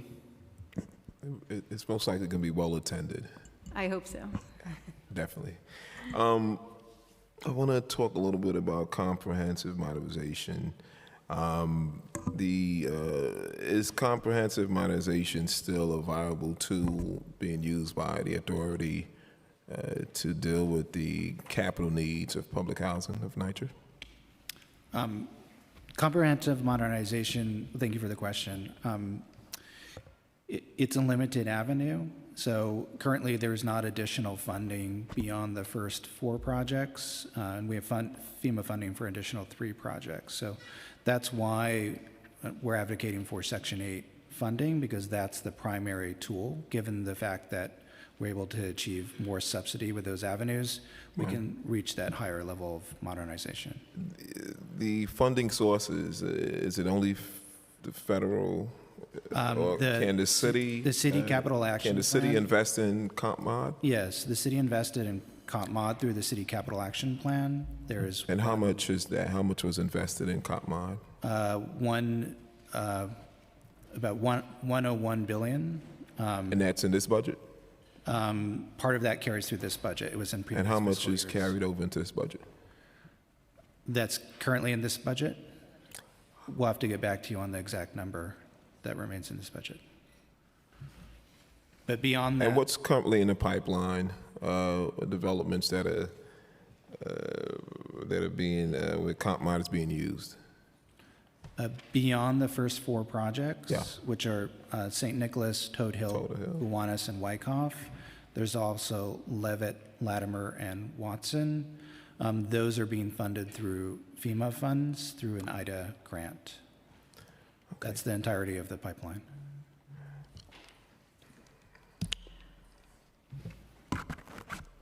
Is NYCHA currently exploring building more Section 9 housing anywhere? Thank you for that question. So Section 9, as you've heard a few times today, is chronically underfunded, and it's not a viable tool for us, especially for new construction, because we would need to be able to leverage funding to pay for the new construction, and we're unable to do that off of the Section 9 funding source. Is there a effort or a plan or strategy by NYCHA to get more capital monies invested in comp mod? No, there currently isn't a plan for additional funding. And why is that? As I shared before, dollar for dollar, we're able to do more through Section 8 with the subsidy. Because of the high capital outlay, we're looking at full funding for the full project just with city dollars without access to that additional subsidy. Okay. So it just costs more. Okay. Are there any developments where NYCHA is currently exploring the sale of development rights? We have done that historically. We don't have contemplated transactions right now. Can NYCHA speak to the goals of the RFEI for development partnership opportunities from last August, and what have been the results of that so far? Yeah, I'm happy to speak to that. So last August, we released the Development Partnership Opportunities RFEI, asking for proposals from partners that have private assets to see if we could partner with them to use our federal tools like project-based vouchers, transfer of assistance, maybe there would be a transfer of development rights opportunity. We received proposals back from potential partners in December. We received 57 different project proposals. We are at the very end of our due diligence and selection process, and I think we'll have some new projects that we'll announce soon. But again, as a reminder, those are projects that are utilizing private property or private land or buildings that can provide new housing opportunities to our residents or generate revenue for the housing authority.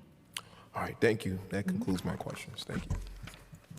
Chair, if it's okay, we'd just like to go back to one question that you answered. You asked us to correct the record. On the Housing Access Voucher Program. Yes. So we did check with our staff, and we were told that the program is funded at $50 million statewide, and that is to prioritize families that have lost federal assistance, and it could potentially assist us in closing the EHV funding gap. So we'll work with our state partners to get access to that funding. And how much is needed overall? 124 million. 124 million. And that's just for all of our families. Our vouchers. Okay. There are other voucher holders in the city of New York as well for EHV. Thank you. Great. So I'm just going to ask a couple questions on behalf of the Deputy Speaker because she couldn't be here on the racial equity plan that, and she's been asking this to all the city agencies. So the first question is around the short-term goal 1, which relates to educating supervisors and managers regarding employees or residents with disabilities.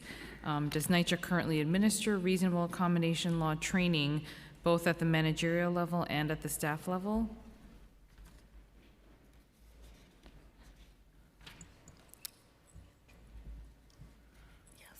I'm sorry, can you repeat that question? Sure. In terms of the short-term goal, does NYCHA currently administer reasonable accommodation law training both at the managerial level and at the staff level? Thank you so much for that question.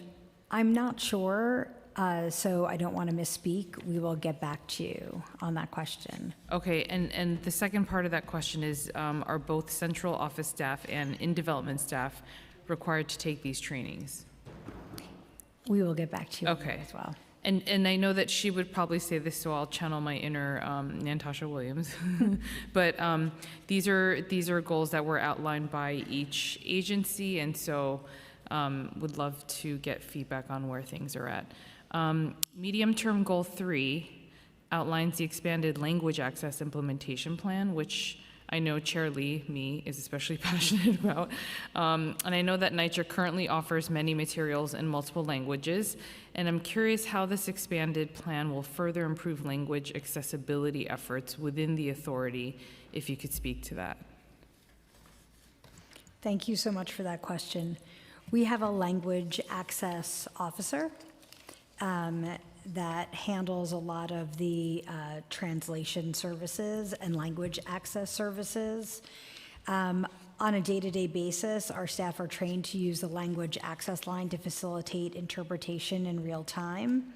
This program enhances the resident experience, allowing those with limited English proficiency to communicate their needs in a prompt and efficient way. For residents who are deaf or hard of hearing, in-person ASL interpretation may be provided through the submittal of a request by NYCHA frontline staff on behalf of a resident, such as at the property management, CCC, or walk-in centers. NYCHA is also working on providing on-demand video remote ASL interpretation, and this is slated to be in place this year in 2026. NYCHA also has a dedicated ADA coordinator who oversees such requests and oversight of broader accessibility initiatives across NYCHA. Aside from the language line, because I have thoughts about that, because I've had to use it before, but do you also have staff that reflect the top 10 languages? So we translate, we have translators on staff, and even though HUD has eliminated translation of important documents from its website to continue to provide assistance to limited English proficient residents and members of the public. We prepare our own translation of vital documents in our 5 covered languages and the languages that we most frequently encounter. And those efforts are ongoing and will continue. Okay. And for example, when we have like NYCHA in your neighborhood, right. We had translation services there. Everything that we said, people were able to hear and understand. Okay, perfect. Long-term goal 2 discusses economic mobility and opportunity through the Section 3 program, providing jobs within the authority to its own residents. So can you share the current rate of Section 3 employment, the target number, and the steps that NYCHA is taking to achieve that target? Yes, thank you for that question, Council Member. Section 3 is critical for us. It's critical given the amount of spending, and it's really a primary economic pathway for residents. So we follow the HUD target of 25% of total labor hours to be allocated towards Section 3, with 5% out of that 25% for targeted hires. So we have job placement programs, mentorship programs, construction worker pathways. So both internally for NYCHA hires and also for contract work, we have opportunities for residents and for broader Section 3 workers. Across the portfolio, on the Section 9 side, we are far exceeding our goal. We're at over 63% or 16 million labor hours for broader Section 3, targeted Section 3, so those that are for residents and resident pathways and businesses are at 13%. For our PACT programs on the Section 8 side, we also are far exceeding our target. Overall, we're at 29% for Section 3 workers, and then for the targeted Section 3 workers, we're at 8%, which is above the 5%. Okay, great, thank you. Okay, and her last question was, the OTI Office of Technology and Innovation runs the Big Apple Connect program, providing free internet and cable for NYCHA residents. The program is currently funded at $38.8 million in fiscals 26 and 27, and $40.9 million for fiscal 28 and onward. The report does not mention this program as a tool for improving equity and economic mobility for NYCHA residents. Does the authority believe that expanding this program would have a positive impact for residents and align with the goals outlined in this plan? Thank you, Councilmember. As you mentioned, that program is run by OTI, so I would recommend that you speak to OTI about the program. We understand that all NYCHA developments are able to take advantage of Big Apple Connect. Is there coordination between you and OTI on that? On a case-by-case basis. Okay. And what percentage of the NYCHA portfolio by unit, development, or number of residents have access to the program? Is it all of them? 100%. 100%? Okay, perfect. Okay, I think that's it for those questions. And did you have any? Yeah, okay. I think we are actually done by 10 minutes. So thank you so much for coming and testifying today. And we will follow up with any questions that we have. So thank you so much. Thank you. Thank you.